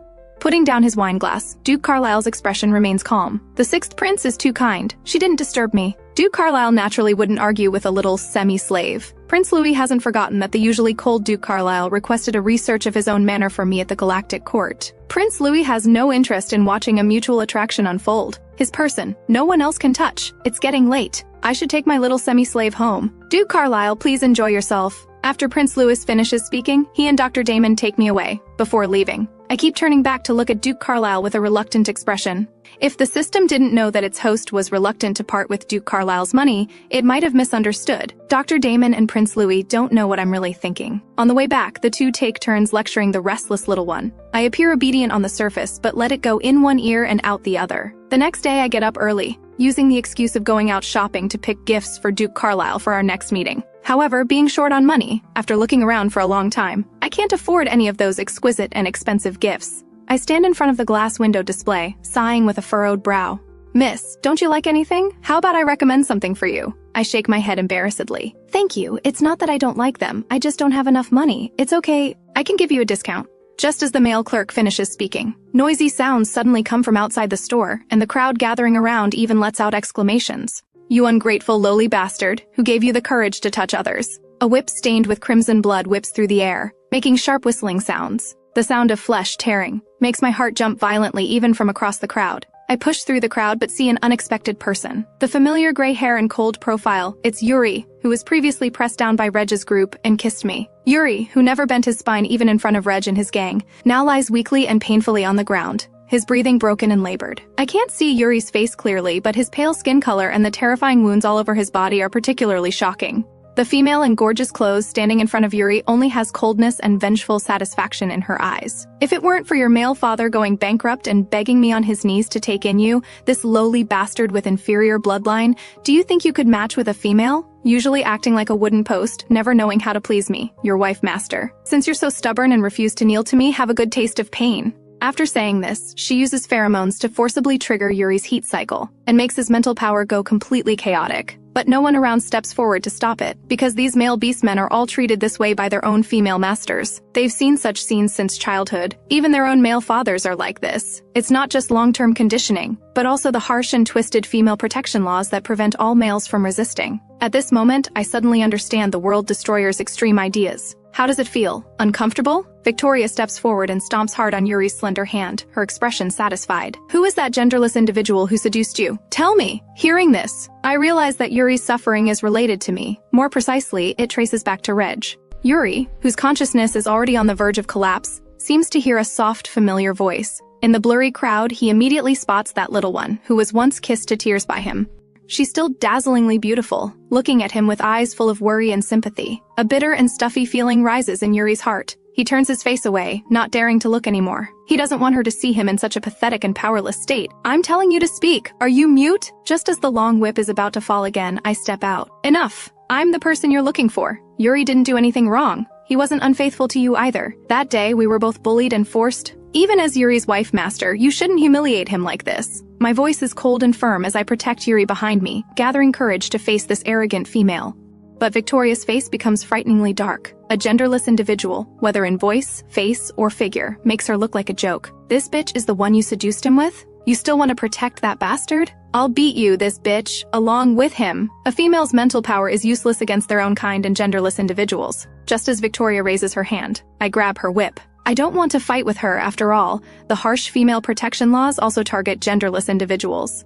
You misunderstood. I'm not trying to defend him, I just hope you can let him go. This matter isn't his fault. Whether it's his fault or not is for me to decide. Since you care about him so much, I'll let him die in front of you, then deal with you, this bitch. Victoria pushes me away and raises the long whip to strike Yuri. In desperation, I grab Victoria's hand, but when my hand touches the collar around Victoria's neck, it emits a red light. The next moment, a huge electric current knocks me down. My face turns pale, and I don't even have the strength to get up. Victoria naturally recognizes what's around my neck. She deliberately made me touch hers. Ha ha ha ha! How does the electric shock feel? Not pleasant, right? Victoria walks forward with a wild smile, raising her whip to strike me. When Yuri, who had been submissive all along, suddenly lifts his head with red eyes and lets out a deafening roar. In this terrifying roar, Yuri transforms into a huge gray-white giant wolf. Oh no! He's shifted into beast form! Quick, contact the control center. He's lost control. Victoria, who was arrogant just moments ago, gets blown back several meters by the pressure. Looking at Yuri in beast form protecting me behind him, Victoria goes crazy.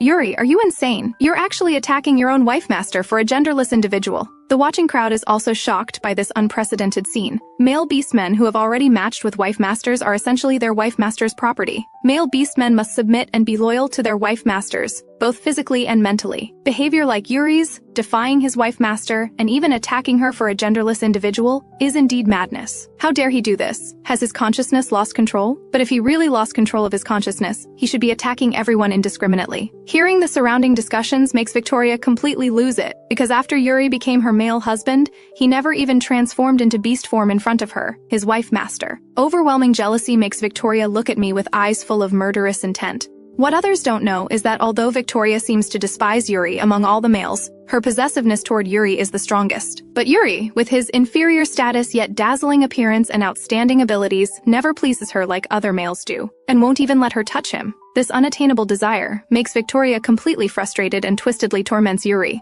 Yuri, I'm your wife master. Now I order you to hand her over. Victoria raises her hand and uses all her mental power to forcibly control Yuri. The violently fluctuating mental power makes the surrounding male beastmen uncomfortable, let alone Yuri, who is being controlled. Yuri lets out huge, painful roars, but his wolf form still protects me firmly. Cold sweat covers my smooth forehead. Seeing Yuri's painful state, I bite my lip and say weakly, Yuri, don't worry about me. The gentle words make Yuri's consciousness become hazy. Victoria takes this opportunity to approach with malicious intent, wanting to harm me. Seeing that the girl he's protecting is about to be hurt, Yuri completely goes berserk. His sharp claws strike fiercely at Victoria. If Victoria hadn't used mental power to control Yuri's attack, she would have been seriously injured. At this point, Yuri is completely controlled by his beast nature. Seeing he can't kill Victoria, he suddenly turns and stares intensely at me, lying weakly on the ground. The onlookers' faces immediately become serious.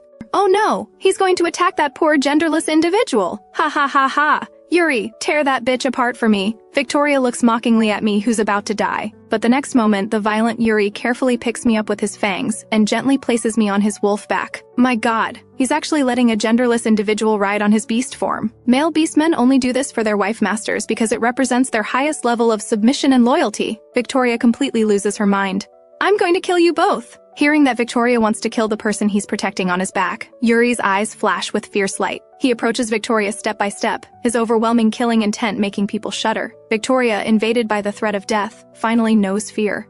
Help! Help me! Just as Yuri is about to kill his own wife master, a warm palm falls on Yuri's smooth, soft wolf neck. Yuri stops. The moment my voice falls, invisible and subtle mental power fluctuations enter the frenzied Yuri's mind. Yuri, who is suffering from splitting headaches and torture, feels as if he's being gently embraced by warm tide water in his daze. The sharp claws Yuri raised finally stop. His spirit remains hazy, but his red pupils gradually return to their original dark green. And I, already weak, suddenly feel an exhausting fatigue for some reason. My body goes soft, and I helplessly slide down from Yuri's wolf back. Just then, a tall figure dives down from the sky. Huge, beautiful white wings spread across the horizon, white hair flying in the fierce wind. The man, like a descending god, steadily catches the falling girl in his arms. This thrilling and beautiful scene brings tremendous impact to everyone. The crowd erupts in shocked and frenzied voices. The war hero of the entire star system, with the beauty of a god, the abstinent admiral. I finally see him in person. I open my eyes to see Admiral Troy's cold face. He purses his lips, looking down at me with slightly furrowed, sharp brows, seeming somewhat displeased. I think he dislikes me. Sorry. Although I don't know why I'm apologizing, I'm really grateful he saved me. In fact, Admiral Troy's displeasure isn't directed at me, but at that crazy female and the male beastman who failed to protect me. This little one seems even more frail and miserable than when he first saw her just 2 days ago. At this moment, Prince Louis arrives hurriedly from the palace. Seeing me pale-faced in Admiral Troy's arms, his expression turns cold.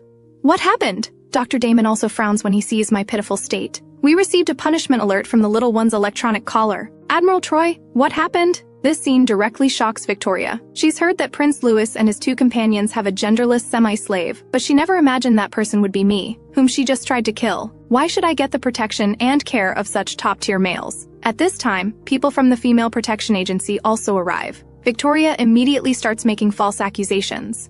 Director Stone, you must help me. My male husband just tried to kill me, and that genderless individual not only seduced my male husband, but also tried to harm me. Victoria's tearful complaints make the watching crowd unable to listen anymore, and they start explaining for poor Yuri and me. Director Stone, hearing my name, remembers that I'm a key surveillance target on the Female Protection Agency's list because of my threat to females. My collar was personally delivered by him.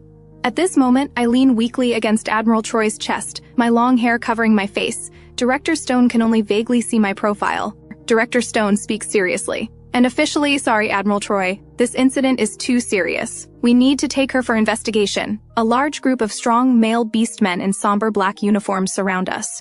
That cold, oppressive feeling makes me shrink back in fear. Anyone who enters the Female Protection Agency doesn't end well. Admiral Troy, I don't want to go. I really didn't bully her.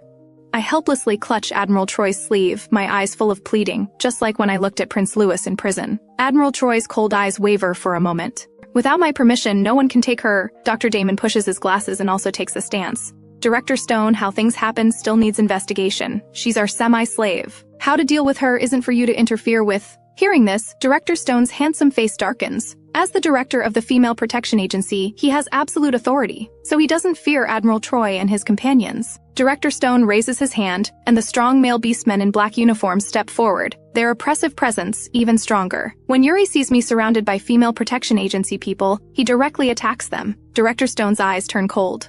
Capture him! The Female Protection Agency people are swift and ruthless. When sharp claw hooks pierce Yuri's wolf body, crimson blood stains a large area of his beautiful fur.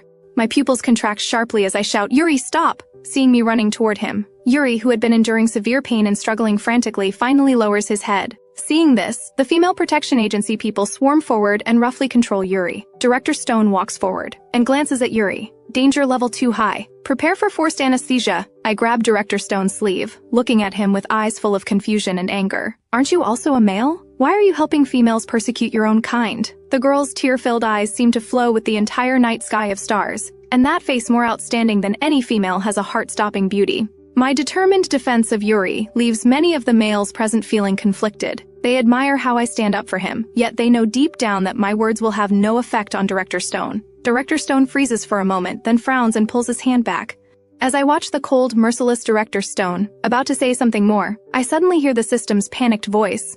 "Host, be careful! Strong electrical current!" The shock sends me collapsing to the ground. Director Stone's body moves faster than his mind. He instinctively catches the girl who was just questioning him moments before. Victoria, who had been crying and seeking protection earlier, now watches me fall unconscious from her attack with a dark yet satisfied smile. Director Stone looks at her, his eyes slowly turning cold. When he sees Prince Louis surge forward in rage, radiating terrifying killing intent as he restrains Victoria, Director Stone simply watches quietly without moving. The malice and darkness in Prince Louis's eyes almost overflow. Females really are disgusting, filthy, vile creatures. Dr. Damon steps forward, looking at Victoria as if she were already dead.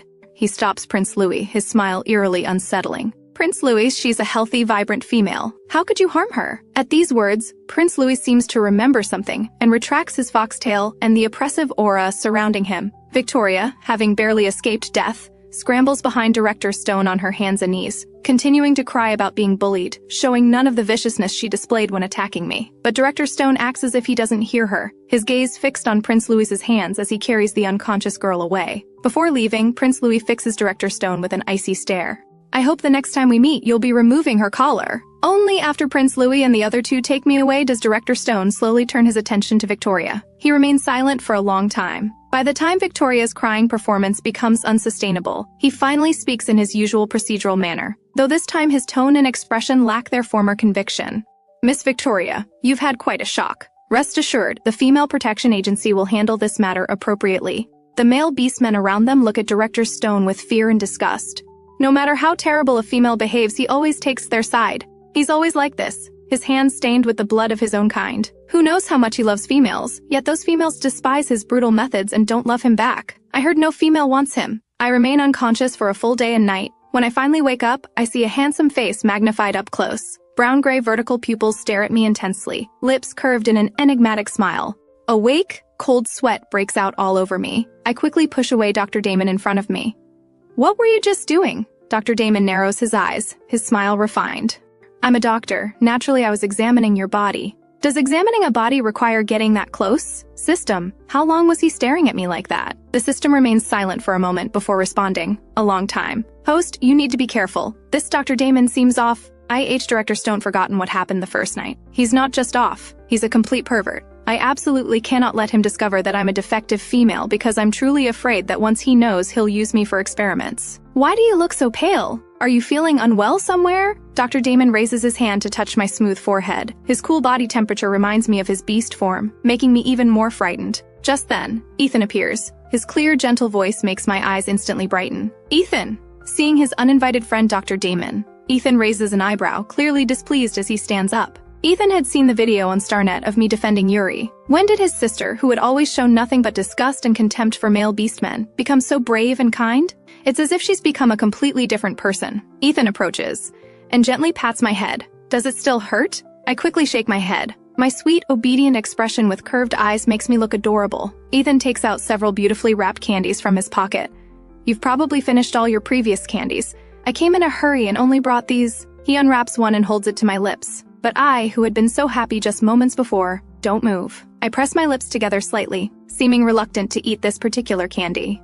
Ethan, can I have a different one? I don't like apples, nor do I eat anything apple-flavored. This trait is the same as the original host's. I was careless and forgot that you hate anything apple-flavored. Let me get you a different one. Ethan's handsome face shows a hint of apology, as if this truly was just an oversight on his part rather than a deliberate test. Completely unaware that I had just walked along the edge of danger, I open my mouth and eat the candy from Ethan's hand. The candy is sweet. Thank you, Ethan. It's just an inexpensive candy. Yet the girl who was once greedy and terrible now squints her eyes happily. This blissful content expression leaves Ethan momentarily dazed. Why did you help him? He's just an unrelated male beastman. My tone is serious. He did nothing wrong, did he? Yuri was clearly the victim. Why didn't anyone help him? Why did everyone just stand by and watch coldly? The girl's clear, innocent eyes, which had been tormented by the original host, now hold a compassion and gentleness that Ethan doesn't understand. For a moment, Ethan feels as if the girl before him is like a benevolent, merciful deity. But it's always been this way. Does something being traditional make it right? When Prince Louis, Admiral Troy, and Director Stone enter the room, they hear my shocking declaration. Everyone freezes, because while such thoughts had secretly occurred to almost every male, no one had ever dared voice them. Yet here they are, spoken by a fragile, genderless individual. Seeing Director Stone, Ethan's expression turns cold. He knows very well that my words will only bring me trouble. Arya, be good, don't talk nonsense. I glance at the director of the Female Protection Agency. Director Stone turns away unhappily. This ruthless, cold man, after dealing with Yuri, is he now planning to deal with me? Director Stone naturally notices my distaste for him. As director of the Female Protection Agency, he constantly handles cases involving harm to females. When females seek his help, they're either pitifully vulnerable or imperiously demanding. He's like a precise machine that never makes mistakes. He had seen such looks of disgust or fear on countless faces of male beastmen and genderless individuals. Director Stone never cared what others thought of him, but this time, he suddenly experiences other emotions. Director Stone walks to the bedside, his stern face and voice equally cold and mechanical. Miss Shen, please cooperate with my work. He reaches for the collar around my neck. This sudden action makes me tense up completely. I snap my head up and grab his wrist. What are you trying to do? Up close, I realize that Director Stone actually has quite handsome features. Gray-blue hair and calm eyes. He's like a sword covered in frost and stained with blood. Unfortunately, no matter how good-looking such a person is, it can't hide his cruelty and ruthlessness. Don't be afraid, little one. He's just going to remove the collar from your neck. Hearing Dr. Damon's explanation, my anxious heart finally settles, and I uncomfortably release Director Stone's hand. Director Stone glances at his wrist where I had grabbed him, still clearly feeling the warmth of my touch. Strange and unfamiliar, yet not unpleasant. Putting on a collar is easy. Removing one is complicated. Director Stone leans down and brushes aside the long hair at my neck. My slender, elegant neck is blindingly white, carrying a faint fragrance that slowly invades all his senses. Director Stone's heartbeat inexplicably quickens. 4 tall, handsome male beastmen stand around, their sharp gazes fixed on Director Stone as he removes my collar, making me feel tremendous pressure. How much longer will this take? Director Stone's heart suddenly skips a beat. His frown deepens, and when he speaks, his voice is somewhat hoarse. Almost done. Director Stone indeed removes the collar quickly. At this moment, Director Stone finally sees clearly the pink rose tattoo on my neck. I rub my neck, thinking I'm finally free. But then I see Director Stone take out a delicate small ring with a tiny bell from a box.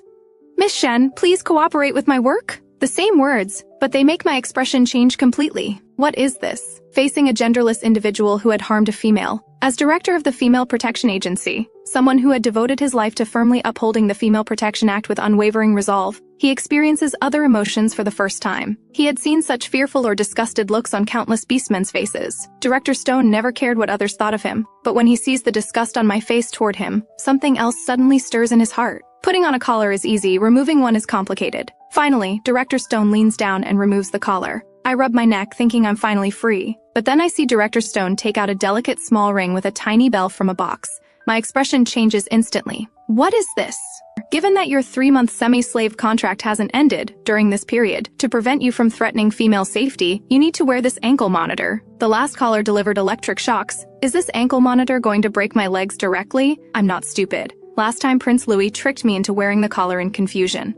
This time I refuse to comply obediently. Thinking this, I try to slip away, but Director Stone grabs my ankle. Let me go! Director Stone's aggressive action makes the 4 men's expressions darken. Director Stone, you're scaring her. Director Stone realizes his rude behavior and immediately releases his grip. His usually hard tone softens slightly.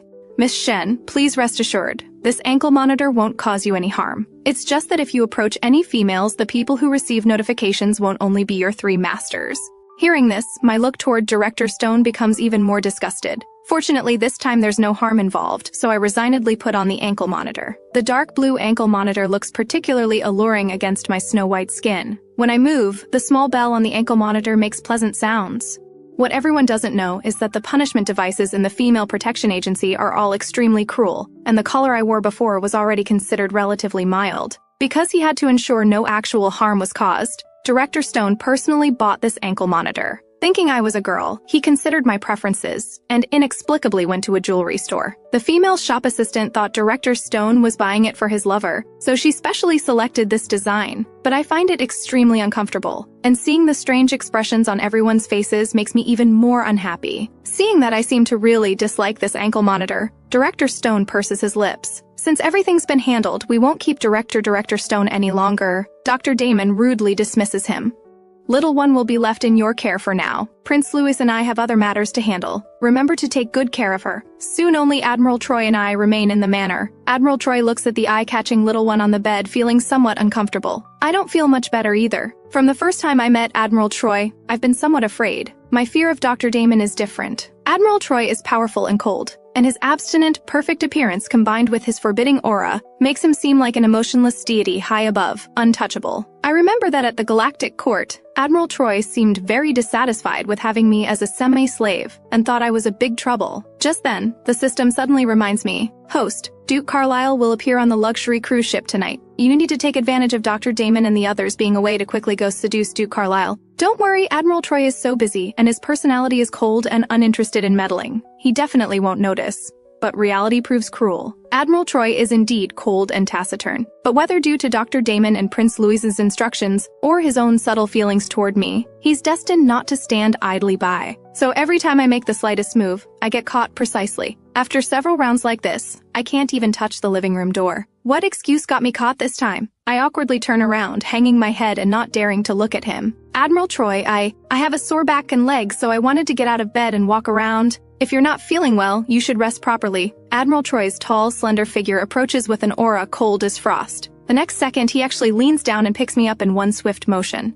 This sudden icy embrace makes my eyes widen. As a military man, Admiral Troy dresses impeccably even in the manner, and combined with that incomparably handsome face, he truly embodies restraint and propriety to the extreme. Observing him up close inevitably makes me momentarily entranced, but when I come to my senses, I realize something's wrong. Admiral Troy, my room isn't this way. I know. This is my study. Admiral Troy's study looks cold and simple. Besides the office desk, there's only a sofa for brief rests. Admiral Troy places me on the sofa and says from above, "Rest here." I'm about to refuse when Admiral Troy's neural interface screen lights up. Seeing him busy with official business and having no time to watch me, I decide to sneak out. Admiral Troy is initially focused on reviewing documents, but the subordinate reporting to him through the neural interface suddenly pauses, his eyes wandering somewhere with a reddened face. Admiral Troy turns around and catches sight of me silently pleading with the subordinate on the neural interface not to make a sound. Admiral Troy, I was just thirsty and wanted to get some water. Seeing Admiral Troy disconnect the neural interface and stand up, sensing trouble, I quickly try to escape, but the door only opens 3 fingers width before Admiral Troy's hand presses against it, firmly shutting it. My heart pounds wildly. His well-defined fingers grip my chin, forcing me to look up. "You're very disobedient." His cool voice is deeper than usual. "Little one, I don't want to use the methods I use on prisoners on you. Don't force me." I swallow nervously and quickly nod. Admiral Troy returns to his desk, except this time he has someone in his arms. I feel like I'm sitting on pins and needles, but no matter how much I promise to behave, he shows no intention of letting me down. In fact, Admiral Troy isn't much more comfortable than I am. His usually composed features furrow even more. He brings a water glass to my lips, his voice slightly hoarse. "Didn't you say you were thirsty? Drink." I'm helpless. I'm not actually thirsty. That was just a random excuse I made up. And he's brought such a large, full glass of water. How could I possibly finish it all? Faced with the man's non-negotiable attitude, I can only sip slowly. I say I can't drink anymore, but Admiral Troy's hand continues tilting the glass. If I don't keep drinking, the water will spill over. After drinking several more large gulps, I really can't take anymore. I look at Admiral Troy pitifully and shake my head gently. At this moment, Admiral Troy suddenly hears his own erratic heartbeat. That inexplicable tingling sensation makes his hand go completely weak, and the glass drops to the floor. The cool water splashes all over the girl. Admiral Troy's wandering mind finally returns. Having never taken care of anyone before and never made such a basic mistake, he tenses his face and somewhat helplessly, clumsily takes out a handkerchief to hurriedly wipe the water stains off me. But there was too much water in the glass. Realizing what he's doing, Admiral Troy's fingertips tremble as he quickly pulls his hand back. At this moment, Admiral Troy has lost his usual cool detachment. The glass shards on the floor mirror his scattered thoughts. Meanwhile, I, focused only on escaping to complete my mission, don't notice Admiral Troy's unusual behavior. "Admiral Troy, I'm a bit tired. May I go back and change clothes and rest?" Admiral Troy remains silent, which amounts to consent. The study becomes quiet again. Admiral Troy stares at the hand that touched the girl. These absurd and ridiculous fantasies, overlapping with the scene just now, leave the usually most abstinent and rational Admiral Troy completely breathless. Meanwhile, I finally reach the port. After boarding the ship, I first hide in a changing room. To ensure the mission's success, I do some simple grooming and even put on high heels, which I rarely wear. Hearing it grow quiet outside, I slowly push open the changing room door. But just as I lift my foot, a tall figure in a suit heads straight toward me. When I see who it is, even having seen many top-tier beauties, I'm still amazed. His striking ethereal beauty reminds me of the legendary enchanting sirens of the deep sea. I never expected that the first time I dress as a woman again, even putting on rarely worn high heels. The moment I push open the changing room door, a tall figure in a suit would come charging straight at me. When pressed against the mirror, I finally see the man's face clearly. Having seen outstanding, handsome males like Admiral Troy and the others, I'm still amazed when I see this male beastman's appearance. His silent, ethereal beauty even makes me think of the sirens from the deep sea who specialize in luring mortals. But the next moment, the beautiful siren suddenly extends his crimson tongue tip and licks my earlobe. The burning sensation makes me break out in goosebumps. I snap back to reality and realize the male beastman in front of me is very wrong. He grips my waist, restrains my struggling wrists, and rubs against my neck like a mad dog. I'm completely stunned, desperately pushing him away, but this only earns me more frenzied advances from the man. "Be good, don't move." The man speaks in an elegant, sensual voice. "Help me, comfort me." Noel's consciousness is chaotic at this moment. He had originally come to Planet 5 with his twin brother Norton to discuss cooperation with Duke Carlisle, but was accidentally drugged, triggering his heat cycle. The changing room's lighting is dim, and Noel, tormented by his heat cycle to near loss of control, can't see the girl's face clearly. He knows my voice sounds pleasant, and my scent is like a deadly temptation to him. Noel feels he's lucky because at a time like this, he can still encounter a female whose aura and body he doesn't reject. It's no wonder Noel assumes I'm female. After all, no genderless individual would have a natural scent. The expensive suit jacket is removed, the tie roughly torn open. Noel's slender hands unbutton his shirt, and because he's too urgent, buttons pop off. Noel is almost frenzied, but the female in his arms only wants to resist. "I really can't help you. Please let me go. I'm truly at a loss. I'm just a defective female without mental power." How could I comfort him? "Are you afraid I'm not worthy of you? I'm an S-class male beastman, wealthy beyond measure and absolutely loyal. So comfort me." The usually proud Noel humbly pleads with someone for the first time. So when rejected again, his pink pupils flash coldly, and he grabs the back of the girl's head and kisses her fiercely. In the chaos, Noel seems to hear the faint, pleasant sound of a bell. I bite him hard in anger while he's distracted, but after biting him, I suddenly feel a kind of fatigue, as if someone has drained my life force. Mental power floods into Noel's body like a tide. After the pain subsides, it's replaced by intense pleasure that nearly makes Noel dizzy. I feel his strength seems to weaken and quickly push him away. Just as I'm about to flee in panic, Noel, struggling with weakness, grabs my wrist. I'm both angry and afraid, so I grab a nearby vase and smash it on his head. as the vase shatters. The male beastman who was acting like a mad dog moments before falls unconscious. I can't honestly say I'm not scared. I open the door, about to run, but somehow there's now a thin, handsome young man standing at the entrance. He's dressed shabbily, dusty all over, with bruises on his face, looking particularly pitiful. Yet this beggar-like young man stares at me directly with his pair of red pupils. I'm about to cry. What is this changing room? Some kind of teleportation gate? Why does opening the door always randomly teleport some trouble to me? Afraid my assault will be exposed. After all, anyone who can board this luxury cruise ship is either rich or noble. I quickly close the changing room door and pull him to a corner. Tell me, what did you hear? The handsome young man licks his lips, still staring at me, and after a long while only utters one word, hungry. I feel somewhat sorry for him. This young man seems to be a bullied little fool. Remembering the candies Ethan gave me, I quickly offer them to the young man. Poor thing, eat if you're hungry. The young man looks for a while but doesn't reach out to take them. Instead, he suddenly lowers his head to lick my hand.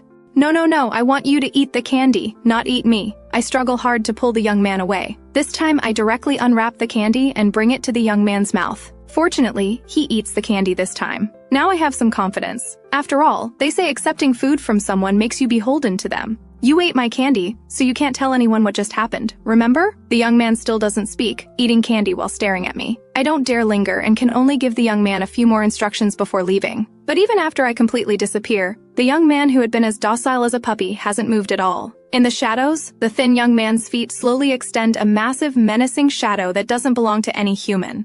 The young man slowly walks toward the changing room. Just as he's about to raise his hand to open the door, a group of people suddenly rush in with tense expressions. Did you see an out-of-control male beastman? The green-haired young man still doesn't speak. It's Noel in the changing room who slowly opens his eyes. When the bodyguards push open the door and see Noel's disheveled state and the mess everywhere, they break out in cold sweat. Mr. Noel, are you all right? Noel has completely recovered by now. He touches the spot on his lips where he was bitten, stands up, and his handsome face shows determination. I want you to help me find someone. Noel recalls the girl's characteristics and says word by word, find me a long-haired female with a delicate build, pleasant voice, and mental power level no lower than a class. Meanwhile, still unaware that I'm being targeted, afraid my assault will be exposed, I hide everywhere when I see groups of anxious black-suited bodyguards. Fortunately, with the system's guidance, I finally spot Duke Carlisle. The moment I look at him, his hand holding the wine glass pauses. The next moment, those calm, sharp blue eyes look back at me precisely. My heart skips a beat in fright. I don't know why, but I feel like prey being stalked by a predator. In the flowing, brilliant lights, I seem to see Duke Carlisle smile at me, then raise his hand and beckon me over with his finger. Walking up to him, Duke Carlisle uncrosses his long legs and leans forward slightly, clearly showing interest in me. Unlike Duke Carlisle's impression of someone either comical or pitiful, tonight the girl has obviously dressed up carefully. Her already fair skin now appears even more flawlessly transparent, breathtakingly beautiful. Duke Carlisle narrows his eyes with an enigmatic smile. Here alone? I nod. Who would dare mention that I snuck up here? Where are your three masters? At this, my expression stiffens slightly, and I stammer for a long time without forming a complete sentence. Seeing this, Duke Carlisle understands. This little one has disobeyed her master's orders and snuck out. Such courage is admirable. He's suddenly very curious about what drives her to repeatedly seek him out, even willing to violate her semi-slave contract and her master's commands. I steel myself and look up at him with a submissive, obedient posture. Looking at the excessively beautiful little one before him, Duke Carlisle's gaze deepens. In terms of status and appearance, her three masters are hardly inferior to me. If she's just like other genderless individuals wanting to climb higher with her current face, it would be incredibly easy. Why come to me? I certainly can't say directly that it's for money. Pressing my lips together, I gather courage and say, because I admire you. I like you. Duke Carlisle freezes. In the interstellar world, like is a luxury second only to love. How many of those male beastmen who serve females as wife masters actually do so out of genuine affection? Having transmigrated here, my fundamental concepts differ from everyone in this interstellar world, so I don't know what kind of misunderstanding my lie has created. Duke Carlisle, since you saved me, my gratitude and admiration for you have become even more irrepressible. I truly like you very much. So, would you allow me to stay by your side? The girl's eyes are a rare and beautiful black. When she looks at me with complete focus, Duke Carlisle can even see his own reflection in her pupils. For no reason, his usually calm heart suddenly trembles. Many people have told him they like him, but their eyes only held desire for power and wealth. No one has ever been able to stir his heart like this girl before him. Duke Carlisle lifts my chin. But I don't need a companion, and I will never have one in this lifetime. Not expecting him to misunderstand my meaning, I quickly shake my head. No, I don't dare hope to be your companion. I just need to stay by your side. My purpose is only to earn enough money, then I'll stop immediately. I never intended to interfere with Duke Carlisle's future. What I just said about liking and gratitude isn't false either. Duke Carlisle not only saved me in the pool but also agreed to search the manor again at the Galactic Court. Without his previous help, I might not be standing here unharmed. However, I don't realize that Duke Carlisle's words actually indicate that he will never match with any female in his lifetime, so anyone who can stay by his side is essentially equivalent to being his companion. But I will never reciprocate your feelings. Can you accept that? Of course. Duke Carlisle feels somewhat burned by my intense, sincere gaze, his fingertips trembling slightly as he takes a sip of wine. From today on, you belong to me. Remember, although our relationship began with you, it's not controlled by you. I decide everything. I don't mind at all. In my view, he probably just wants to keep me as a pet. He'll probably get bored in a few days. Seeing Duke Carlisle's glass is empty, I quickly and attentively refill it for him. At this moment, an attendant approaches to report, "Duke Carlisle, Mr. Norton has arrived." The attendant glances at me beside Duke Carlisle because for such important business negotiations, the Duke never allows irrelevant people to be present. But Duke Carlisle simply says calmly, "No matter. Since she belongs to me, there's nothing she can't hear." Soon, respectful voices of attendants echo in the distance, "Mr. Norton." I look up curiously, but when I see that familiar mint green hair and rose-pink eyes, my heart stops beating. The madman I hit on the head, did he just pass out? How is he here again like nothing happened? Completely flustered, I lose my balance and my hand holding Duke Carlisle's wine slips. With a crash, the bottle falls to the ground, splashing glass shards everywhere. Norton's gaze turns toward me. I quickly lower my head, apologizing while bending down to pick up the glass shards. "I'm so sorry."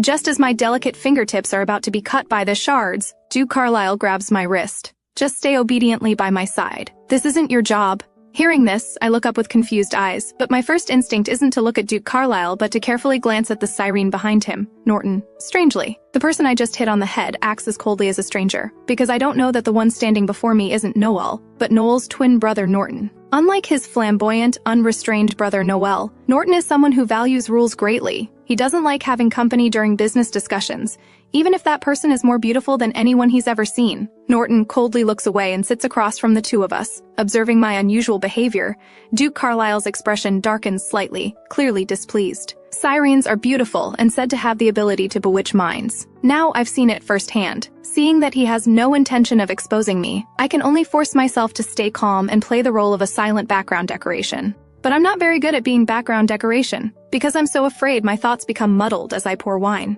And eventually I start drinking myself, sneaking glances at Norton across from us while I drink. I think I'm being subtle, but the two powerful males see everything clearly. By the end, my wine-pouring movements become unsteady. Finally, Duke Carlisle stops my hand. "Why did you drink so much?" At this moment, my snow-white face is beautifully flushed, and when I look at people, my eyes seem to flow, inexplicably alluring. I look warily at Norton. I need to build up courage. The warm breath carries a rich fragrance as it brushes against my neck. It's clearly an extremely seductive gesture, yet my tone is particularly innocent. Duke Carlisle's lips curve slightly as he chuckles softly. He grips my neck and pulls me away slightly. Build up courage for what? The courage to secretly stare at Norton? Just moments ago, I was professing my love for him, but the moment Norton appeared, I can't take my eyes off him. It seems my little pet isn't as well behaved as she appears.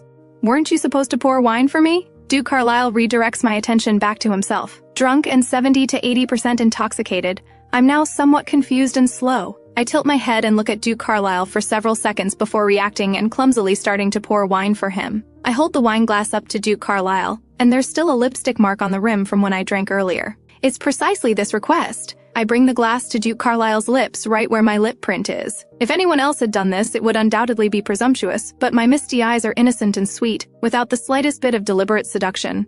Even Norton, who is usually unmoved by beauty, pauses momentarily when his gaze passes over me. Duke Carlisle doesn't take the glass. "Feed me." I carefully bring the glass to Duke Carlisle's lips. As I move, the dark blue ankle monitor makes soft, pleasant sounds. When Duke Carlisle and Norton's gazes follow the sound and see my blindingly white foot paired with that ankle monitor, it's inexplicably alluring. Seeing Norton's gaze still lingering on me, Duke Carlisle's expression turns cold.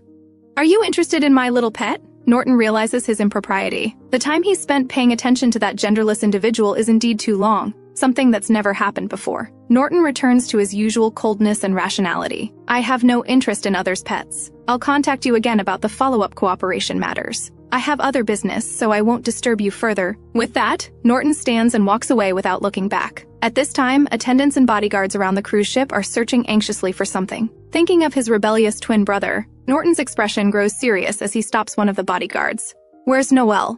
Mr. Noel lost emotional control earlier and is now resting in his room. Norton's face becomes even more grave. "Are you looking for a doctor?" "No, we're following Mr. Noel's orders to find a long-haired female with a slender build, pleasant voice, and mental power no lower than a class." Hearing these criteria, Norton's first thought is of the girl beside Duke Carlisle. But she's not female. She's genuinely genderless. As Norton becomes lost in thought, Noel suddenly appears behind him.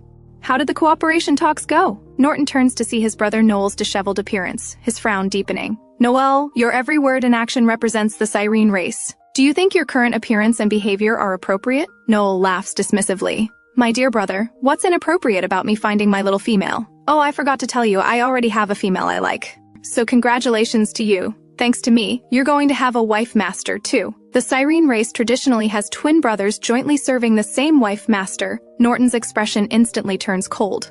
"I won't accept this, Noel. If you insist on going against my will, either you or she must die." Norton never imagined that his twin brother, who had previously shown even more disgust toward females than himself, would now force him to jointly serve a wife master like a completely different person. Once they become male consorts, male beast men lose all dignity. "I won't accept this, Noel. If you insist on going against my will, either you or she must die." Norton delivers this final warning in a low, threatening voice. Seeing the killing intent in Norton's eyes, Noel's smile gradually fades. "Maybe not all females are terrible, Norton." Norton's only response is to turn and walk away decisively. Meanwhile, among the attendants Noel sent to find me, some bold ones actually locate Duke Carlisle. When the attendant sees me, his eyes light up immediately. "Miss, did you visit the changing room earlier? We're looking for someone." No, you've got the wrong person." I back away in fear, bumping right into Duke Carlisle's chest. Duke Carlisle pulls me into his embrace, his expression darkening as he releases the powerful aura of a superior. "What's wrong?" Afraid the attendant might slip up, I throw my arms around Duke Carlisle and act pitiful, softening my voice. "I don't feel well. I'm dizzy and want to go back." Duke Carlisle, usually unflappable, tenses for a moment. His throat feels dry as if burned by fire. His hand adorned with a ruby ring settles in my silky hair.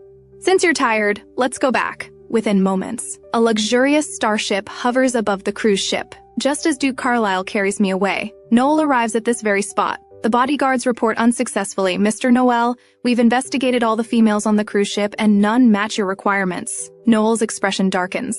"None? How is that possible?" "Search again. If you still can't find her, issue an interstellar bounty. 1 billion star credits." I refuse to believe we can't find her. Finally safe, I relax completely. The alcohol taking effect. I'm completely unaware of how dangerous my position sitting on Duke Carlisle's lap is. Duke Carlisle holds the girl in his arms, his well-defined fingers playing with her slender, pale ankle. The ruby ring catches against my skin, and I tremble as I open my eyes. It hurts. "Awake?" Duke Carlisle withdraws his hand like a gentleman. "First you need to tell me why you kept staring at that Cyrene." When Duke Carlisle is jealous, he won't even say the person's name. I roll my eyes and simply say I was scared. This answer unexpectedly satisfies Duke Carlisle. "What about that male beastman named Yuri? That wife master said you seduced her male consort." Duke Carlisle naturally saw the video too. This is also why he accepted my approach. I'm different from other genderless individuals. He can see respect for male beastmen in my eyes. Mentioning this makes me feel wronged. I never seduced him. They were the ones bullying me. Duke Carlisle narrows his elongated eyes and lifts my chin to look directly at me. "Where did he touch you?" The dangerous aura makes me instinctively choose to lie. He didn't. Good. Don't lie to me, or disobedient children will be punished. "Do you know how to kiss?" The sudden topic change makes my already confused and slow brain completely freeze. "It's fine if you don't know. I'll teach you." Duke Carlisle presses my head down, about to kiss me, but my hand blocks him. "What, you don't want to?" I shake my head. Even though I'm almost unconsciously drunk, IH directors don't forgotten the system's instructions. I stretch out my little hand toward Duke Carlisle and shake it cutely and clumsily. "You have to give me lots of money to get kisses." Duke Carlisle pauses, then actually laughs out loud. "I didn't realize my little pet is such a money lover. Don't worry, you won't be shortchanged." At the same moment, in the manners study, Admiral Troy sits with military files spread open on his desk, but he hasn't turned a page in ages. Lost in thought, he suddenly hears the door. Expecting me to return, he looks back only to see Dr. Damon and Prince Louis. Admiral Troy returns to his usual cold demeanor. "What's wrong? Where's the little one? Where did you hide her?" At the mention of me, Admiral Troy shows a moment of discomfort. "She's resting in her room." The atmosphere immediately turns tense. Prince Louis's expression also darkens. Admiral Troy, she's not in her room. We've searched the entire manor. When the starship lands at the manor entrance, Duke Carlisle carries me down. Dr. Damon and the other two stand at the door like guardian deities, their aura menacingly cold. Under the sharp gazes of my three masters, I hang my head in fear, fidgeting with my hands and not daring to step forward. But my appearance of standing motionless beside Duke Carlisle makes the three men misunderstand. After all, this little one could directly say in Galactic Court that she snuck into the Duke's manor for Duke Carlisle. It makes sense that she'd be reluctant to leave him. Even the usually good-tempered Prince Louis now has his lips pressed into a sharp line. His violet eyes are covered with frost as he beckons to me. Come here. Still thinking about not getting paid, I take a deep look at Duke Carlisle before reluctantly walking over. Before I can get close, Dr. Damon roughly grabs my wrist and pulls me into his territory. Turning his head, Dr. Damon gives Duke Carlisle a cold look, showing none of the courtesy due to a duke, and directly instructs the robot, "Escort our guest out." Duke Carlisle doesn't take offense at Dr. Damon's rudeness, but his gaze fixes on Dr. Damon's hand gripping the girl, his expression somewhat cold. At this moment, Duke Carlisle, usually so strategic and composed, suddenly feels some regret. If he hadn't chosen silence at the Galactic Court, perhaps today's situation wouldn't exist. The semi-slave contract? His little pet belongs to 3 other male beastmen as a semi-slave, not only bound and controlled by them, but also having to call them master. This is undoubtedly humiliating for Duke Carlisle. Perhaps he should investigate whether there's any way to nullify this damned semi-slave contract. After Dr. Damon half carries, half escorts me into the living room, he releases me, letting me fall awkwardly to the ground. Fortunately, there's soft carpet beneath me, so it doesn't hurt too much. Still, my delicate body makes me whimper softly from the pain. Admiral Troy has held me before and knows how fragile my body is. He frowns and says quietly, "Dr. Damon, you hurt her." Admiral Troy's change in attitude surprises both Dr. Damon and Prince Louis. After all, he's usually a cold, emotionless iceberg who's never shown anyone a kind face. Dr. Damon smirks mockingly. "Now you know to feel sorry for her. Admiral Troy, if you hadn't failed to watch her properly, how could she have run off to seduce Duke Carlisle? How could she have been held and kissed by another male until she was thoroughly warmed through?" Dr. Damon's voice becomes almost gritted by the end. He sighs after finishing, looking at me curled up on the carpet, and returns to his refined, charming smile. "Little one, tell your masters properly how you went about seducing others." Dr. Damon's smile is sinister. When his brown-gray snake pupils stare at me intensely, I'm terrified. I mumble with trembling lips. I know I was wrong, but Dr. Damon has no intention of letting me off. He leans forward, looking up and down at me in my evening dress, heavily made up yet pitiful. He clicks his tongue. "Dressed so beautifully, sneaking out behind your master's backs, getting drunk, and seducing other male beastmen. You're quite bold." Dr. Damon raises his hand as if to touch me. Don't hit me." I think Dr. Damon is going to hit me, so I throw myself at Prince Louis's legs in fright, pitifully grabbing his strong, powerful waist and seeking protection. Being suddenly approached makes Prince Louis's pupils contract and his breathing become irregular. His voice sounds stiff. "Don't be afraid. He won't hit you." At this moment, Dr. Damon's gaze falls on Prince Louis. Compared to him, the little semi-slave has always liked Prince Louis more. Even though they're both masters, there's still the matter of being more favored by the little semi-slave. Obviously, he's also an extremely popular top-tier male externally, just like Prince Louis. Prince Louis, if you want to be soft-hearted, don't forget she's now our 3 men's semi-slave. If anything happens, we 3 masters can't escape responsibility. If we don't teach her a lesson, who knows what more outrageous things she'll do next time. I hate Dr. Damon to death. I glare at him and say huffily, "Fine, I'll demonstrate then." With that, I suddenly reach up to hook Prince Louis's neck and, fighting through the dizziness, quickly kiss his lips once, then collapse unconscious in Prince Louis's arms. Prince Louis, having been kissed, freezes completely. Standing beside Prince Louis, Admiral Troy witnesses the entire scene up close. The living room falls into an awkward, strange silence. After who knows how long, the still unsatisfied Dr. Damon breaks the tense atmosphere first. "What, is Prince Louis planning to hold her all night?" His words are sarcastic. Dr. Damon reaches out to take the unconscious me from him, but Prince Louis steps back first, lifting the girl in his arms. Dr. Damon's hands fall empty as he snorts coldly and mocks. "I seem to remember these 3 days she belongs to Admiral Troy. Prince Louis, Emily is still waiting for you. Get it straight. The little one is just genderless and can't help you." Dr. Damon throws Prince Louis's first night's warning right back at him. Prince Louis pauses, looking at the sleeping girl in his arms. He presses his lips together and chooses silence. That night, Dr. Damon stands in his laboratory with a cold aura. His once beloved cold test tubes and experimental equipment seem to have lost their appeal due to his irritated mood. Dr. Damon frowns and mutters to himself, "Just a genderless individual." His voice triggers subtle sounds from a hidden corner of the laboratory. Dr. Damon's thoughts return to the present. He opens several precision locks and stands against the light at the door of a narrow cage, expressionlessly watching a long-haired woman curled up in the dark prison. The woman makes pain sounds, crying and crawling on the ground, seemingly begging Dr. Damon for mercy. Although I've always found females disgusting and filthy, I don't know why I had the thought of hoping she was female. I must be crazy. How did I forget that the reason she's somewhat adorable is precisely because she's not female? As the cage door closes, Dr. Damon adjusts his thin-framed glasses and curves his lips slightly, every inch a dangerous, handsome serpent. The next day, I wake up, when the sun is already high. Having never drunk so much before, my head is still throbbing and confused. I lift my head and stare blankly for a while before remembering what happened last night. Oh no, I forgot to ask Duke Carlisle for money. Thinking of Dr. Damon and the others' ugly expressions last night, I don't dare seek out Duke Carlisle for the next 2 days. But my body is about to lose control, and I really can't wait that long. I helplessly open my neural interface, and when I check my Interstellar account, I see a row of zeros. I'm stunned. I stretch out my excited, trembling fingers and count the zeros. 8 million, a full 8 million star credits. This Duke Carlisle is indeed generous with money, truly worthy of being the interstellar world's richest man.